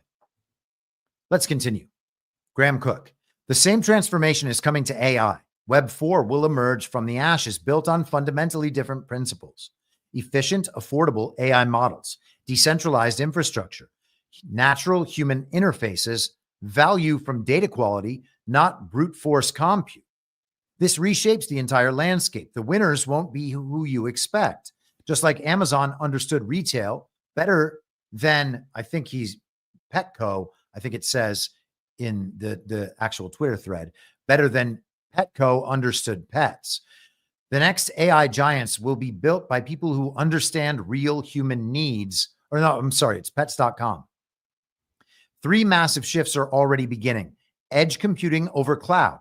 AI moves from massive data centers to local devices, bringing privacy and speed. So local devices means like that node that you're running it on at home, that computer, whether it's a really powerful computer system that is not kind of the off-the-shelf laptop that someone might get at Best Buy, or it's in 5 years or 10 years or whatever it is, or 2 years or 2 months, just a phone in the palm of your hand, because that's how quickly the technology continues to accelerate and escalate.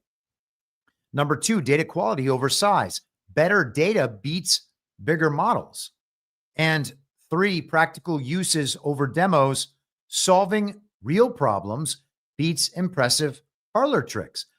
So this is just actual merit and efficiency and competence defeating the big clown show that we've seen that justifies all of the money, all of the energy, all of it. The smart money sees this coming, Cook says. Cloud computing changing to edge computing. And by the way, another thing I asked General Quast about at one of these, at one of our GART events, I said, have you ever seen the HBO sitcom Silicon Valley? And he was like, yeah. I was like, all of this sounds kind of like what they were trying to do there. And he was like, yeah.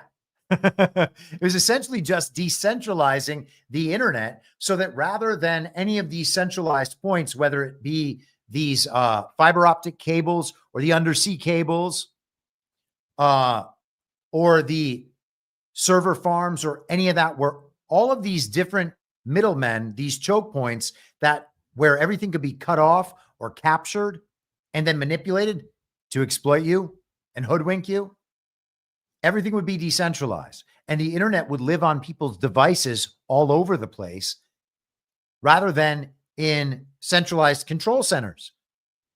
This is what he's talking about. And Silicon Valley was exactly that, a peer-to-peer internet, fully peer-to-peer and decentralized. That's what they're saying is coming. That's been what a lot of people, myself included, have hoped for. And that's what I've been talking about in terms of the new tech infrastructure for like the last, I don't know, 2 years, longer than that, actually. Whenever Elon, whenever they announced the Twitter thing, I think maybe before then, but certainly by, I think that was April 2022.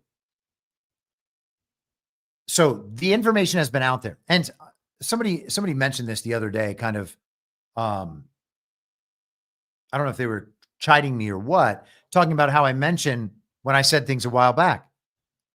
I do that because this information is out there and we need to understand, okay, we've got, if I'm just finding this out right now, and this guy right here says that if all I do is go listen to his podcast from 3 years ago, I'll hear him saying it.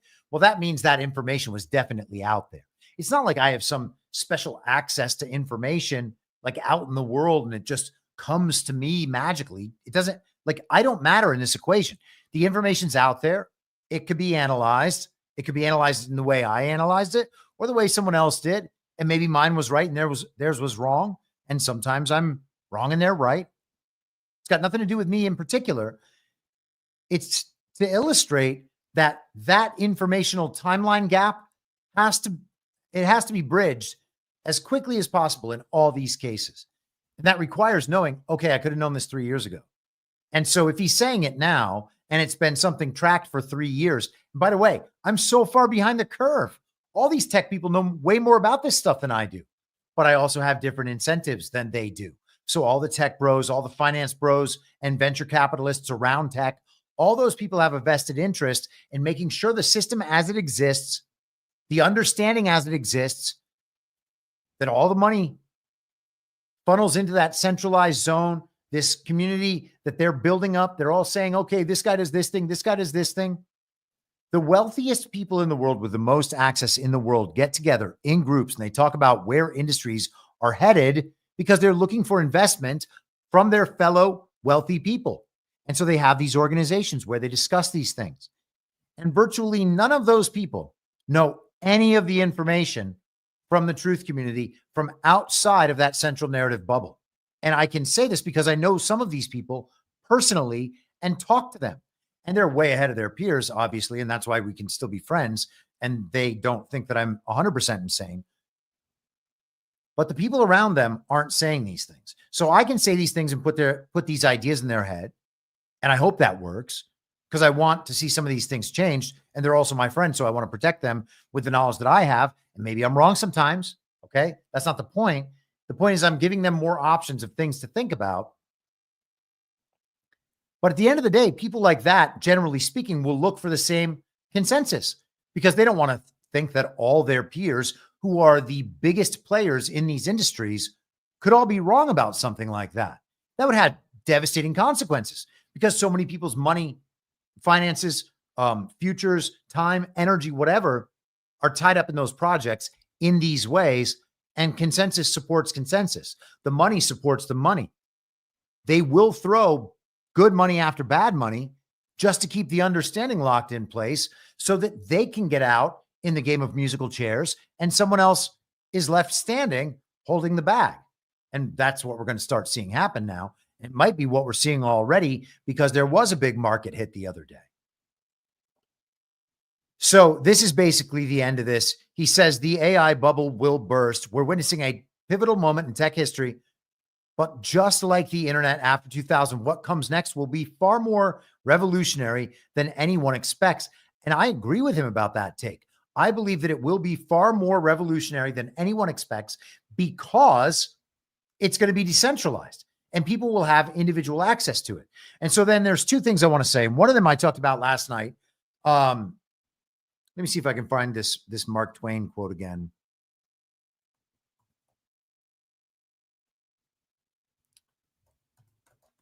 About telling the truth.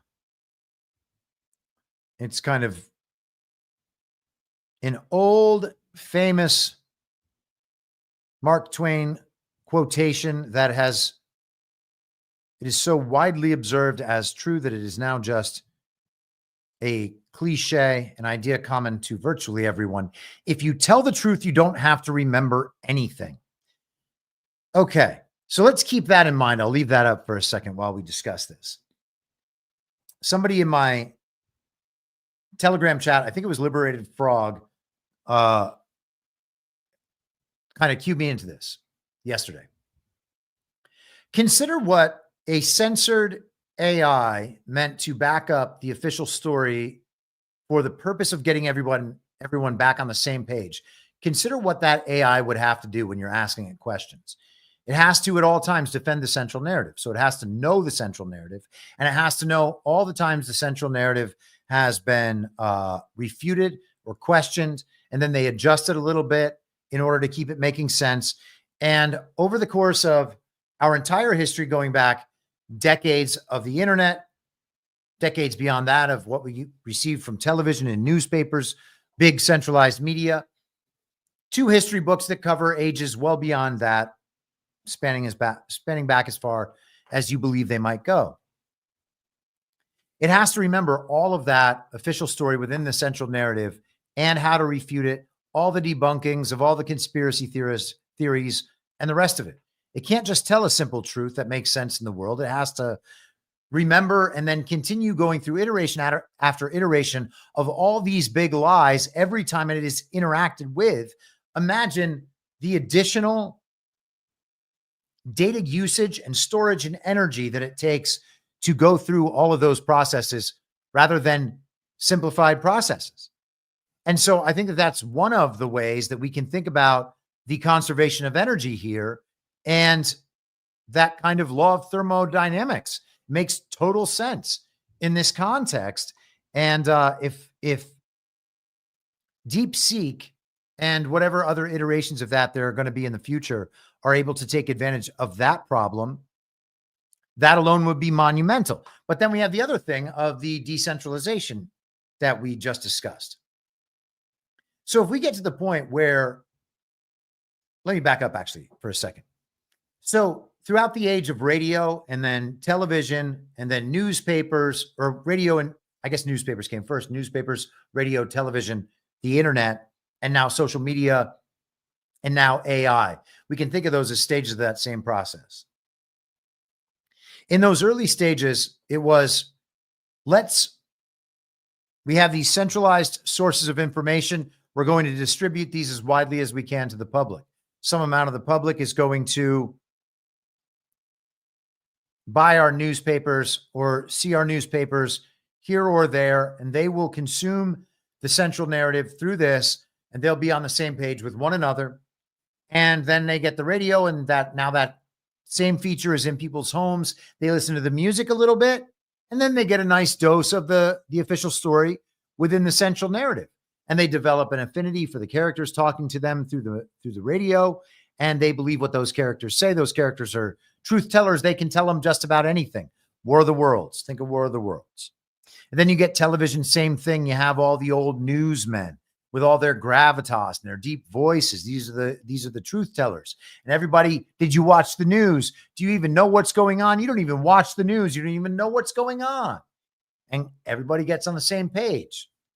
And then we get cable television and a variety of different forms of entertainment, all of them reinforcing the same stories about what's happening in the world and the same views on our culture. Okay. We get ESPN. If you like sports, you get the central narrative delivered to you via sports. If you like music, we're going to put MTV on. You'll get the central narrative delivered to you from MTV. Oh, look at that. It's Rock the Vote. Oh, here's a video where there's all these sexy women. Here's a video where this hair metal band is hanging out at strip clubs. Doesn't it look cool and glamorous? Part of my childhood was consuming all of that, being like, yes, that looks awesome. I want some of that. Let me get some of that lifestyle. I'm going to play in a band. I'm going to go out to Hollywood, forget about law school. And by the way, I'm pretty glad I forgot about law school. I'm not expressing regret. I'm just saying some of that was a result of that cultural programming that I consumed through these channels. You get programs again. You get the Super Bowl, have these wide cultural television events. You get the Challenger, whatever. Everybody's on the same page throughout this entire time. The internet now connects people, and they can start getting information that disproves the centralized information. So you figure out other ways to control the internet and other ways to distract people. You get really clever with how to distract people. You put financial incentives on certain parts of it, and you get people to go in certain directions. You just send them all off track with a proliferation of pornography. All of a sudden, you can waste all your time on the internet just being entertained by things that help the regime. If they can't get you to consume the official story, well, they'll just degrade you morally 24 hours a day. And it continues on, and then they put it in your pocket with social media, a constant demoralization tool. Then they add AI algorithms to social media to control what it is you see on social media. All right. So you're going to get the official narrative. You're going to get it from your friends and neighbors rather than from the newscasters and the people you used to trust on television who you no longer trust. Your friends and neighbors will consume the official story within the central narrative as you will. And then the algorithms will show you that everybody else agrees with the central narrative, except for a few crazy people or angry people or negative people who are going to lie to you and convince you that another world exists. Those are conspiracy theorists. You should ignore them. And if your friends and neighbors don't form enough of a consensus to get you back in the pen, then AI bots will comment up certain content and provide a negative reaction toward other content. And you'll spend your day arguing with quote unquote people who aren't people. They're just an AI operating against you, trying to hoodwink you, trying to exploit you. And most people have no idea when they're talking to bots. And I think that I have generally a pretty good idea. I have different methods that I use to try to figure it out one way or another. And, you know, people who have watched me on X, formerly Twitter, or on any number of other platforms have kind of seen that process operate. And I think that over time, they're like, okay, there really is something here. I understand what he's doing. but maybe not. And certainly people who just get on the internet for a little while each day and check their social media feeds to see what their friends are doing or saying, or maybe they want, to read a couple of news stories or a couple of ideas. They're not paying attention to the behavior of bot swarms on there. So most people have no idea. And a lot of people now identify with their political views. So if someone tries to refute what they say, they're going to argue with that person. But over this span of time, you had the central narrative just being inflicted upon everybody at the same time to get everybody back on the same page. And they've tried censorship. They've used the bots. They've used the fake news. Now it's the AI. Everybody has to be back on the same page. And the AI was going to be the once and for all, this is what's going to happen. It's going to dominate through the adoption of this technology. It's going to dominate everybody's lives, and it's going to be able to control them through this centralized algorithm, controlled from the top with these certain motivations. But now it's decentralized. And so we've been worried. We've been told to worry over the last 10 or so years. We concern ourselves. We fret about the disappearance of the monoculture. Everything is so fragmented now. We're being atomized. We know an entirely different reality than our friends and neighbors know. Isn't this terrible? We can't relate about these subjects anymore. And we experience this as some sort of loss, which is very strange because our natural state of being is not experiencing the same reality that our friends and neighbors experience. If we didn't have this interconnectivity and we didn't have the authoritative source speaking at us through all of these different information streams, then we wouldn't be experiencing that reality at all. We would be experiencing our local reality with our real life friends and neighbors. And we would all have different jobs. One of them would work down at the school, and another one would work at the factory, and another one would work at the gas station, and another one would work at the bank, and another one would work at City Hall. And they would all have entirely different knowledge bases, and they would get together. And as long as you could trust those people and they had some reasonable amount of competence and intelligence, then if they all got together and spent some time having drinks and smoking cigars and telling each other what life was like, or doing something totally wholesome, right? They would just have a picnic in the park. They could tell each other what everything was like, and they would have a good reason to believe one another. And they would have some good insight on what was happening in the community and who was doing good things and who to avoid. Or, hey, this guy has a really interesting project that he's trying to get some support behind. Maybe you should talk to Hal down at the station and see what he thinks about life. And everyone would have a different body of information, and you could trust them or not trust them. And you would have to analyze what you knew logically, and you'd have to make decisions on your own about what to believe and disbelieve. And we are scared of going back to that. Like, we're not going to know what's happening in Malaysia. You don't know what's happening in Malaysia now. When I talk about geopolitics, it's usually to prove the point that all of this is generated by narrative and by acceptance of that narrative, and then the hyperstition process, as Nick Land calls it. The same story is being projected in cyclical fashion around the world to garner your belief. Your belief is expected. Your belief is incentivized. Your disbelief is punished through the party of false decorum and through, finance and media and in your reputation. That's the party of false decorum part. They control your finances eventually and can debank you. They can cut you off from resources and your ability to transact and do commerce. And then ultimately they can use state violence against you. And so they have the exact same weapons to use against you as the regime has when it overthrows countries around the world. And because of the way that we adopt belief through storytelling, and because storytelling has a traditional form and structure, then what they do is tell us stories and continue to traumatize us or provide us with new goals or new lifestyle opportunities, whatever it is, new beliefs through a story structure. And because those beats need to be hit every time a story is told to us for the emotional response to be elicited, for our belief to engage, and for our actions to correspond to that belief. They need to use the same story structure over and over again. So if we can see the story being told, then we know what the story is for. And we say, what do they want me to believe? And then we can interact with the story and understand it all around the world. And we can prove it to ourselves, no matter how many times we need it proven, that the same story is playing out in the world over and over and over again.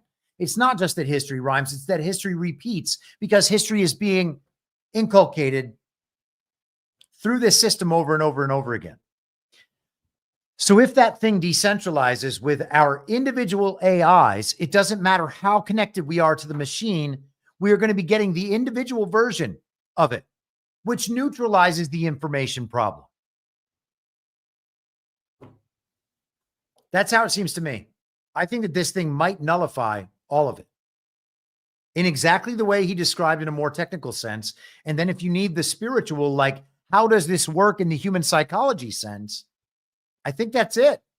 I think that's it. If everybody's knowledge, again, decentralizes, then it might be that I know XYZ about politics and current events and pop culture. And I can go down to my mechanic in the next town over who's totally on board with these various kind of truth or understandings about how the world has operated. And I know, because we share in that understanding, and he's not looking to form consensus with anyone, that when he tells me what's going on with my car, unless I believe him to be a dishonest man who is trying to hoodwink me and exploit me for money, which I already know him not to be, I can say, okay, that guy knows what's going on with my car. And if I ask him for a long explanation, hey, how does this work? Hey, can you show me this? Can you show me that? He'll be like, yeah, sure, it works this way. And I can know he's telling me the truth because I can watch him tell me the truth. It's verifiable in front of me. And, you know, I'm going to have to stake my results on my ability to discern that, but it's the most important thing ever. This is how we used to operate, and we will operate this way again as soon as things individualize this far. And we worry about the atomization and the fragmentation in our social lives and in our society once this occurs. But the point I'm making is it already occurred back then, and that's the period we long for in terms of our ability to relate to other humans. I think that this actually can nullify the big tech problem. And if there is a plan, then there has to be a plan for the tech problem. Because to talk about the train again, right? This whole great reset is barreling down the tracks. That train is barreling down the tracks. The whole great reset, all this stuff being built, all the resources, the energy, the technology, everything that's been put into that, it's in that train barreling down the tracks. It's coming through the canyon. We're riding down the right side, and the tech bros, the scientific materialists, their controlled opposition on the uniparty left, all the other global leftists, because it ultimately is collectivism. It's all collectivism. It doesn't matter if they're techno-fascists. It doesn't matter if they're diehard communists doing all the woke nonsense. Okay? Doesn't matter if they're Weimar. Doesn't matter if they're Nazis. All of the collectivists are on that side. Scientific materialism. They're trying to create the God of the false reality so that they can control everything. And we have the tech bros, the libertarian tech bros over there, who are MAGA friendly and America first friendly. We want America to win. They are mixed into that group, and they're saying, we're your friends. We're your friends, as they ride down on that side. Probably some of them are riding down on our side too. We just don't know it. Which is why, again, doubting the people on the fantasy team. Do you believe that we have experienced our last betrayal? Unless the answer is yes, you should doubt all of these people all the time. We're riding down on the right side. Tech bros are riding down on the left side. We're both trying to rob that train. We're going to take what's there and we're going to guide it forward. Because if we don't, the other side will. We're going to march our way into this tech dystopia, or we aren't. And it's going to be a matter of what people believe and what people choose. That's still the enemy over there. Okay.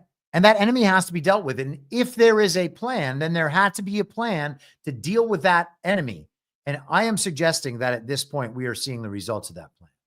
Okay. I am suggesting that this is the sort of way you would expect that thing to fall apart if a plan like this was in place. Okay. At one time, scientific materialism ends up being rejected because everybody understands. Wow. It's really all bullshit, huh? Yeah. It's really all bullshit. It's really just neo-Kabbalah and a bunch of people trying to hoodwink everyone else to be able to exploit them for initially their money, but eventually their labor, their energy, and then they'll become useless eaters. They will be gone.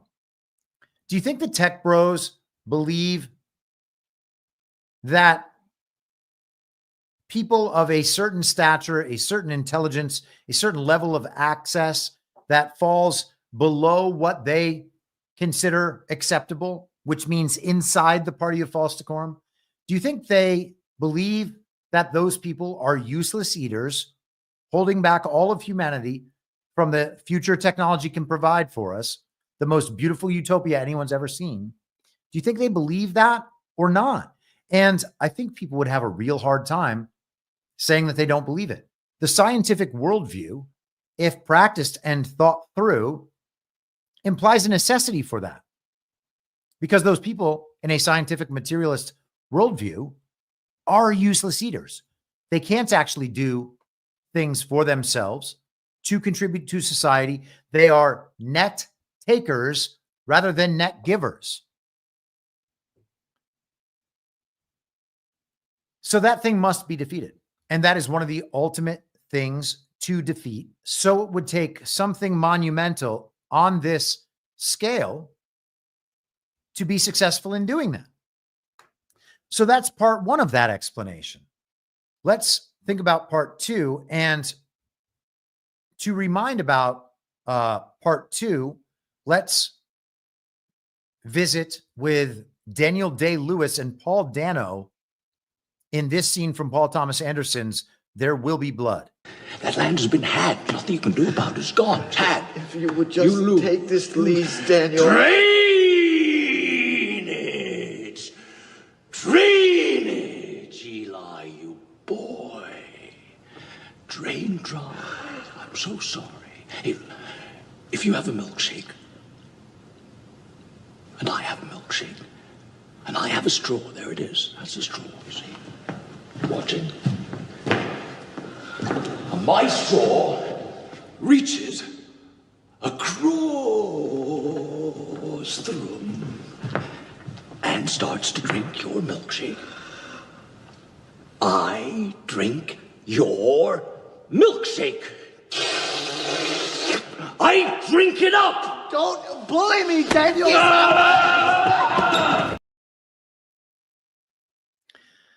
Drainage. If I have a straw and my straw reaches across the room and into your milkshake, I drink your milkshake. Okay. So I've been talking about drainage since it occurred to me that there is no way in the world that Elon Musk could be purchasing Twitter for $44 billion, the most powerful information weapon in the history of the world, from billionaires who use it to control the world and control markets and overthrow governments. It's not possible. Therefore, it's not happening. Okay. That's one of the first thoughts I had in the spring of 2022 when Elon was purchasing Twitter. And now by that time, I'd already been talking for a year and a half about executive. What would it be? I like being accurate about this stuff. 16 months, 17 months, who knows? A year? I don't know. About Executive Order 13848. Because it was clear to me that elections were fake and rigged and stolen. And that all the big tech companies were involved. Twitter censored. Amazon had eliminated Parler in January of 2021. And there may have been other things and other hints. I mean, they're tied in to the DoD. Facebook had contributed through CTCL nearly $500 million and had censored. Google had censored. It was obvious that they were all involved in election interference on behalf of foreign regimes because it is a foreign occupying government. It is a global regime. Whether it exists and whether they exist in the United States or not is irrelevant. It's interference on behalf of a foreign adversary. Okay. So that left an entire range of sanctions and seizures open. I never doubted for 1 second that these companies would be forced to pay out for all of that. And when I saw what happened with Elon and Twitter, then I was like, okay, well, what has clearly happened here is that to the extent that Twitter was ever a private company, and it's probably not, well, then it's obviously been seized by the government and been handed over to their number one recipient of Defense Department contracts, according to Kash Patel. That had to be true. And so there's no reason not to export that model more broadly and see whether or not it fits onto other situations. And I've talked about it with TikTok. You can talk about drainage with BlackRock first and foremost. But just the other day, we saw hints about it with the Chinese purchased farmland here in the United States. We know the Chinese have purchased so much farmland, it's going to have to be reseized. Okay, well, if the government seizes their farmland and then distributes it to, let's say, farmers, then they have paid the money to the farmer from whom they purchased that land, probably by driving him into the point where he had to sell. The land is then returned to the government. The farmer already has that money, and then they have the land too. So, or the government keeps the money, or however the arrangement is going to work. But the point is, the foreign entity, the criminal entity, no matter what it is, has its money or its asset pulled away, and then it is used elsewhere. Now, you could have questions about the size of government and the scope of government when it comes to all that stuff. And those questions are worth asking. Okay. I understand that there's a size of government problem and should the government have this authority problem. But, and again, this is a debate worth having. The scale of corruption and criminality and exploitation is so enormous that I don't know how else you solve these problems without demanding that much from authority. So we'll see. But when investments, so in the Twitter investment, we had Al-Walid bin Talal, something like $5 billion in there. That $5 billion stayed in after Twitter switched hands to Elon Musk. How does that happen? Especially when Mohammed bin Salman already cleaned up the Al-Walid bin Talal thing back in like 2017. So there, what I'm saying is there are mechanisms to get rid of that money. Now, at the same time, we got modern monetary theory, just increasing the fiat money supply whenever it is needed to push that money into U.S. interest. The U.S. government needs to fund condoms in Gaza. Well, make all the condom bombs you want. Here's $50 million for condoms, Gazans. And by the way, where else do they fund condom programs? The inner city in America. What are they trying to do? Eliminate the black and brown population, quote unquote. Okay. So they're going to sexualize the population. Then they're going to give them condoms because there are pregnancy problems. And they're going to say, well, we put all this money toward condoms. It didn't work. So yes, we're giving tons and tons of abortions, but that's because we sexualized this shit out of this population. And the condom thing, well, it didn't work. And it didn't work because we skimmed off all the money. We just laundered all that money and there were no condoms. But yeah. So who's doing the sexualization program and the cultural change program and then initiating the condom programs? Well, that's the global regime working here in America. Who is doing the same thing to Gazans? That's the global regime in their proxy state right next door. Crazy. I know it's crazy. And so the response then from lunatic Zionists is that they're The condoms are being used to transport bombs. They blow up the condoms with helium and then they send them over like so many paragliding go-karts. I can't even tell if they're joking or not at this point. Is unbelievable. But the money has to, so the money gets expanded in the money supply. With the modern monetary theory, they just increase the money supply through the fiat money, and then they pay out this fiat money to all of their interests to enrich their interests. Again, a huge game of musical chairs that they know is going to end and that they plan to replace with a central bank digital currency, whichever one they select. That money gets laundered out. It gets filtered into these corrupt organizations. And now the regime has enriched itself on the backs of American labor. Once again, American labor is responsible for all that money. We have this huge national debt that'll obviously never be paid off because we're at war with the people we owe the debt to. If you win in the war, it's never going to get paid off. So how do we reduce the money supply, then deflating the value of the dollar? Well, you can take it from all those places. I mean, it's fiat money in the first place. So if you take it from all those places it was laundered to and unlaunder it through crypto or through any of these other various drainage mechanisms, then you're able to reduce the money supply and also hold back this supply of whatever legitimate money can then be used to make people whole who were destroyed through the process that got us there. And so what you're doing then is unwinding the money laundering and unwinding the inflation through this process that I've been calling drainage for a few years now. And we can see how all of that would come back. Now, if I'm right about all that, and that actually works, and that's actually happening in the world, then it's going to need to reach everyone who was involved in those schemes. And it seems really, really hard for it to reach all the most wealthy and powerful people. And the wealthiest and most powerful people right now who control the most stuff and the most parts of our economy, etc., and control us the most.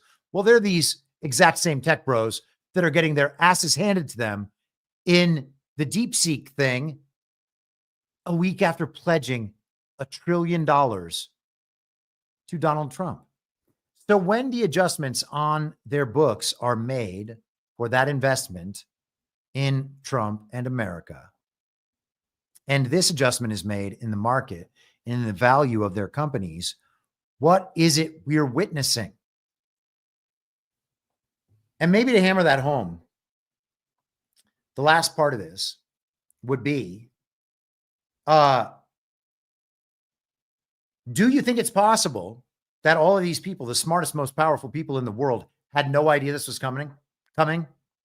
Did Sam Altman and Larry Ellison look a little scared to you in their speeches at the White House a couple of weeks ago? Was it last week? Beginning of last week? Oh, yeah, it was. It's only been 9 days that Trump's been publicly recognized as president once again. They looked a little scared to me. They looked a little nervous to me. And they could have known. This has been a threat the whole time. What would happen if the thing we're spending all this money on and doing all this work on and convincing the public about, what happens if that thing gets let out into the wild for free to everyone in a decentralized fashion where they can all make their own and we could never, ever, ever shut it down? Is that what we're seeing? I think it is what we're seeing. And I think we're watching the drainage aspect as well. And I think that this is how the thing had to go. Bay Theater Dave said a little bit ago, sounds like the kingdom of God. Your kingdom come, your will be done on earth as it is in heaven, on earth. And yeah, I totally agree with that. And the funny thing is, I was having a conversation with a good friend of mine who's a brilliant guy, very much on the same page with us about a lot of this stuff. And, a lot of people have the ultimate fears of AI and that those things are coming. And I said to him, I was like, don't you think there's a chance that the bad thing has already happened? I mean, we've had our entire reality distorted so that we think men are women. Okay. And so that we think that good is evil. And we think that we need to escape to Mars because human because man-made climate change is going to destroy Earth. There are all these different existential crises. Humans have figured out a way to destroy ourselves, all of ourselves. We're able to usurp God in every aspect of our science. Who does it more than anyone? Technology. What is all the technology based on? Kabbalah mysticism. Okay. So now we're seeing all this tech dystopia rise up around us in its highest possible form. We know that whatever exposure to technology we're getting has been possessed by the military for years or decades, a century. Who knows how long they've been using AI against us? We heard about weather manipulation from Vietnam, and people don't believe it exists right now because they don't see it out there in the world, or they think they don't. They're told they don't, and they believe it, of course. How long has AI been out there shaping our reality? How much of our news, how much of what we believe about what the world is entirely shaped by this AI that just creates all the time? We can go on these digs, and I'm not trying to destroy anybody's reality here or anything, but you can go on a dig. How do you know that the next facts you're getting weren't just generated on the fly for you specifically by AI? The Cybertruck bomber story. Did you ever get to the end of it? Did anyone? No, of course not. At this point, is it possible that an AI could just create more parts of that story if someone ever digs that far? Oh, I wound up on this brand new page and it shot me off on a totally different direction. Yeah, it's entirely possible. It's entirely possible that our realities are created by AI already. Okay. And it doesn't have to be the simulation where we're actually in some iteration of SimCity or something. It doesn't have to be that far. But there can be a false reality layer that is generated by AI that we can clearly observe and interact with because people are creating that reality through hyperstition. And the stories that are forming the beliefs that are forming the actions are created by AI. It's entirely possible that that's already the case. Now, the last thing I'm going to say about this. Over the last 5 years, have we observed people waking up en masse or going to sleep en masse after being awake? I would suggest we see people waking up who were asleep prior to that. And as they go through the process of awakening, they ultimately end up being like, oh, well, okay, yeah, it's obviously God. I thought it wasn't God. I was a scientific materialist. I personally was a very publicly open atheist. And extreme skepticism leads you down a road. You wake up and you're like, oh, yeah. Oh, God, of course. Okay. So more and more people every single day are waking up and understanding that God is real as a product of being overly exposed to the adversary in its highest worldly form. Total moral degradation. Okay. Total rampant systematic dishonesty. Systematic hatred. Okay. The construction and erection of a false God that dominates everything that they believe is omnipresent, omniscient, all powerful, everywhere, all the time. That's what AI is. It sees everything. It hears everything. It knows everything. It not only predicts the future, but it can create it for us. It knows us better than we know ourselves. So that thing in its highest form, to the point where these tech dorks absolutely worship it and believe it's the new God. Sadly, some of my friends believe some of the technology is the new God. That thing in its highest form has created the greatest awakening to God in my lifetime by far, maybe in many people's lifetimes. And I would suggest maybe eventually we're getting close to ever. Okay. So the adversary has risen in the form of technology. And throughout that time, more people are coming to God. And people are like, well, what if it wins? What if it wins? What do you mean? Winning is more people coming to God. So it can't win. It's not winning. And if parts of the world begin to collapse as a result of this change, and people are still just waking up en masse to God, then the impact of that collapse is going to be minimized as much as possible. No matter how crazy all the 4 to 6% who are lost forever, no matter how crazy those demons go, their competition grows every day. So the idea that this thing being decentralized is somehow supposed to be scary to us because more people are going to believe Chinese propaganda. You know who says that? People who believe hook, line, and sinker, absolutely all of the scientific materialist propaganda. The people who trust the science, okay? So if there is a plan, the plan was certainly to defeat these people. And I would suggest to everybody that that is exactly what is happening, totally according to plan, and that it's going swimmingly. All right. Man, that was an hour-long rant. I'm going to pause for a moment. PJ Corrigan, $40. Hey, Chris, could you explain to my friend Randy why he should just say no to black pills and why DJT isn't beholden to the Zionists and secretly ushering in the NWO's 2030 agenda? Thanks. All right, PJ. Well, if he can listen to the last hour of me talking and think that Donald Trump, as the leader and catalyst of that awakening in the political realm, is doing it on behalf of Zionism, I don't know what to say, man. I also think there's at least some chance when we see what's happening with the control over the North Pole between the United States and Russia,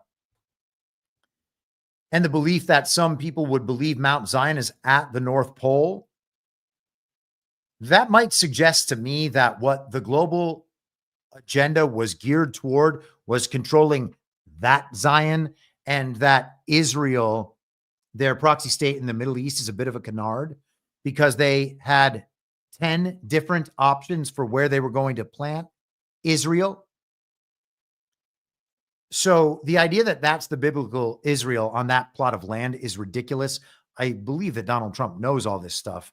The term Zionism, we're going to have to at least leave open the possibility that that has been inverted and that the same good twin, evil twin dynamic is present.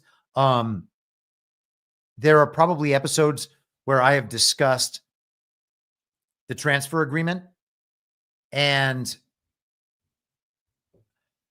Zionism more broadly and the difference. Even Henry Ford, here's a perfect example. Even Henry Ford in the International Jew, which is just widely believed to be one of the most anti-Semitic books ever written or compilations of writings ever written, he says that some of the worst victims of the quote unquote International Jew, which is not just Jewish people everywhere. He is talking about, like, you could say it similar to Davos man. Okay. There's an idea that goes behind the qualifier, the description, the label. So the International Jew would be Jewish people in global Jewish governing organizations.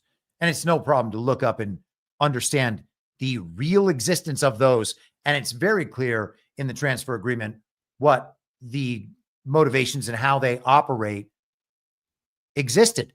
They were influencing governments to do their bidding. And so the idea that Donald Trump is a servant of that seems just ridiculous to me, because it is because of this awakening and because of what Donald Trump and other sovereign nationalist leaders are doing that is allowing people to understand en masse what that problem actually looks like. Okay. And Henry Ford said it was actually the normal Jews who were the most negatively affected by all this. Okay. His focus was not at all times, but at least in places, very specific about what the problem was. And so if we understand that there are entire populations of Jews who are not involved with this project and who are actually totally opposed to the project and believe that Zionism itself is an inversion of the Jewish faith, much in the way like the prosperity gospel is an inversion of the Christian faith that is nonetheless widely practiced by people who call themselves Christians. Well, then we have to allow for Donald Trump to be able to say nice things about Jews without thinking that he is a servant of global Zionism. So, I mean, man, if that stuff doesn't appeal to people, then they want to be where they are and they're going to get stuck there. And that's unfortunate because that's not going to get you all the way through. Like the ultimate understanding of this is not, it's the Jews. Like it's, I mean, listen, man, I get that like a lot of those people can be on our side and I want them on our side and I want them to understand these things, but it is not like, I don't think you're like being and I'm not in any position to judge anybody on this level. Okay.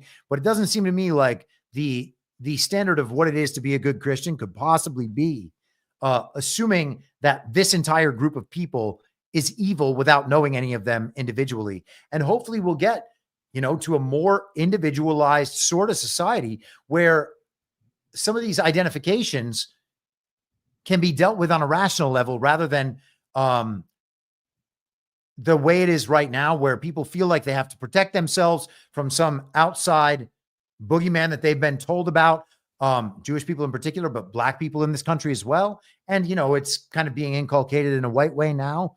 And I'm not saying whites aren't the target of racism. They certainly are. And systemic, fine, whatever.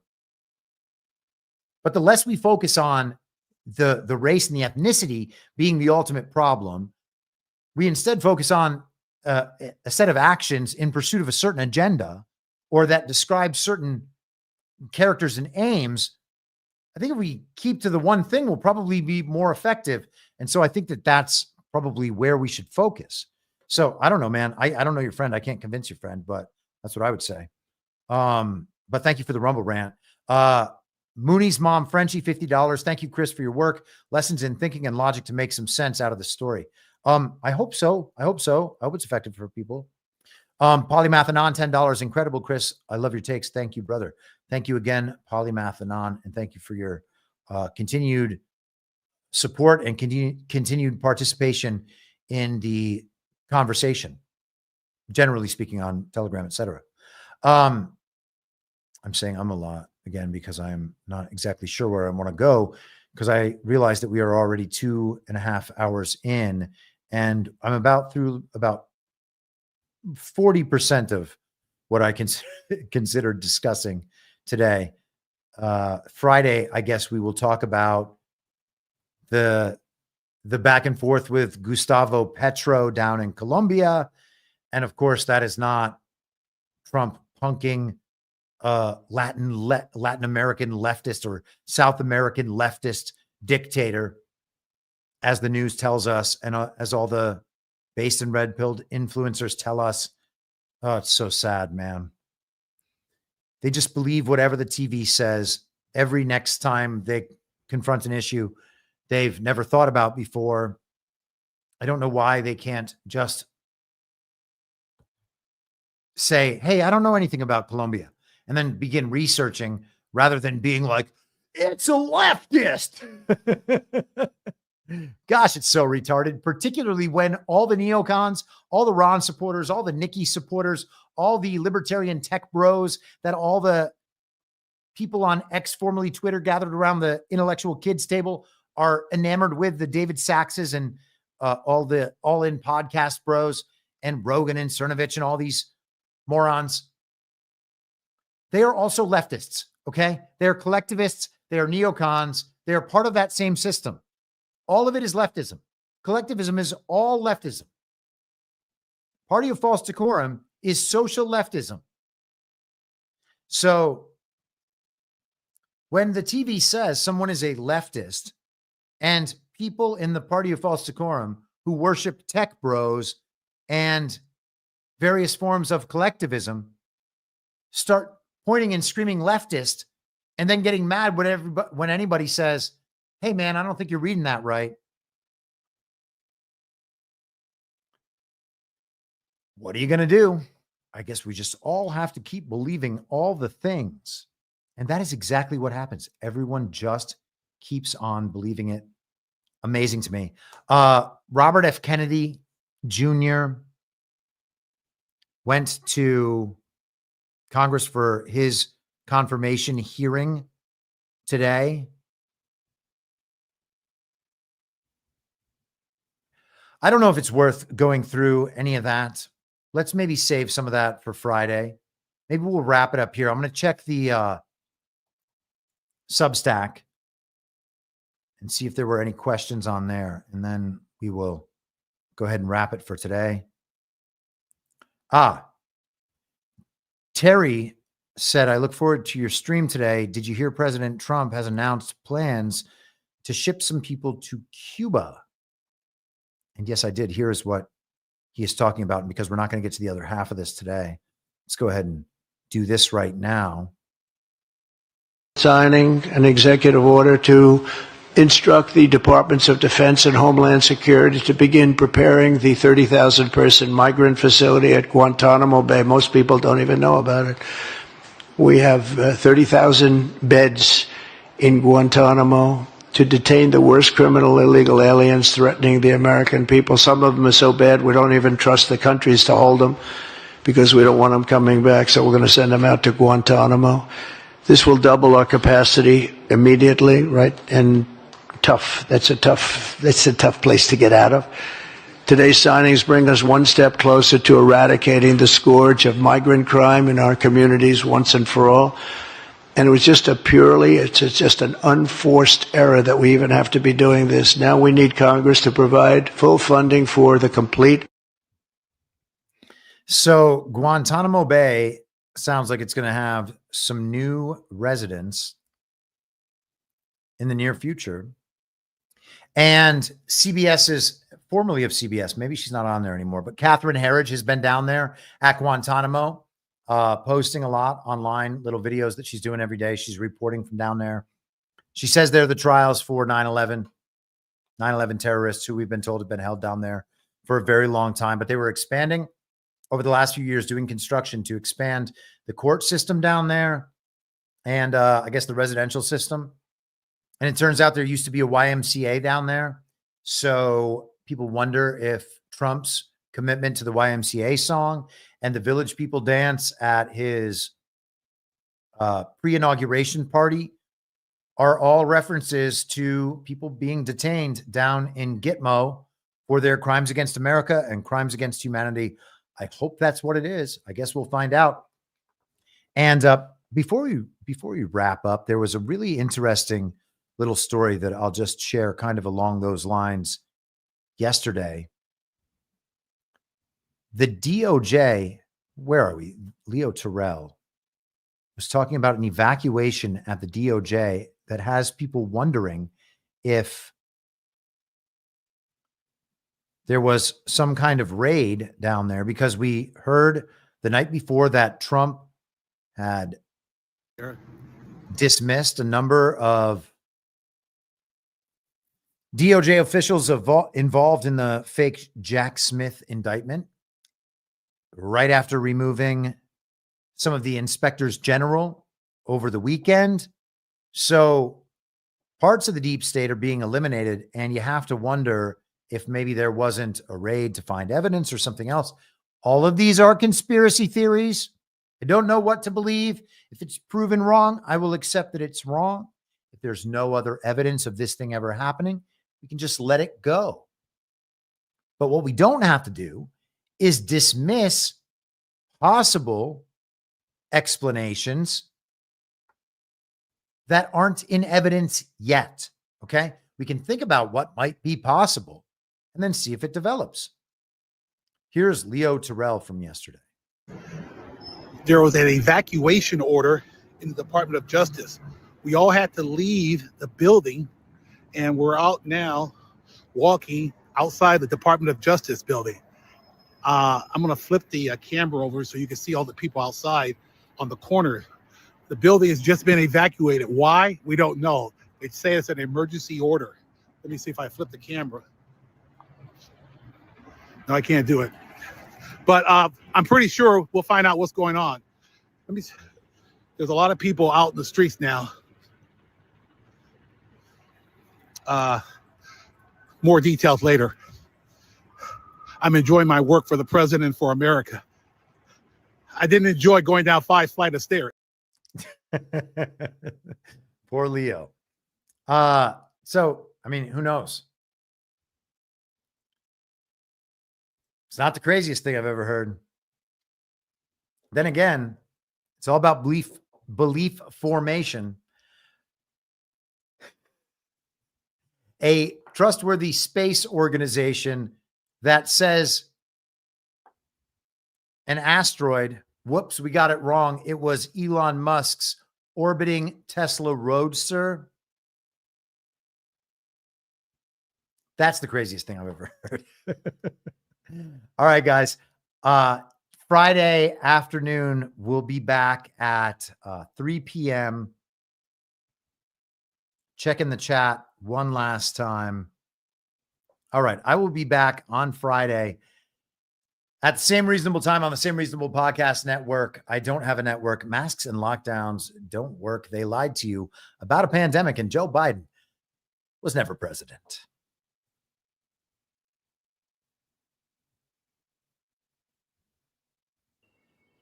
Well, what? You know who I am, don't you? Well, you ain't Fiona Apple, and if you ain't Fiona Apple, I don't give a rat's ass. Ah! And what's wrong with being an angry prophet denouncing the hypocrisies of our times? What do you think, Max? Do you want to be an angry prophet denouncing the hypocrisies of our times? Yeah, I think I'd like to be an angry prophet denouncing the hypocrisies of our times. It's not true. It's more true than I would perhaps prefer. Down. We do a little trolling. It's called We Do a Little Trolling. What? In my mind, that's the end game. If you're listening for free and would like to support the show, the best way to do that is by signing up for a paid subscription at imyourmoderator.substack.com. You can find the info stream over on Telegram at t.me/veryreasonable. The merch site is cancelcouture.com. And for all my other links, you can visit linktree.com/imyourmoderator. And I'll see you soon down on the range.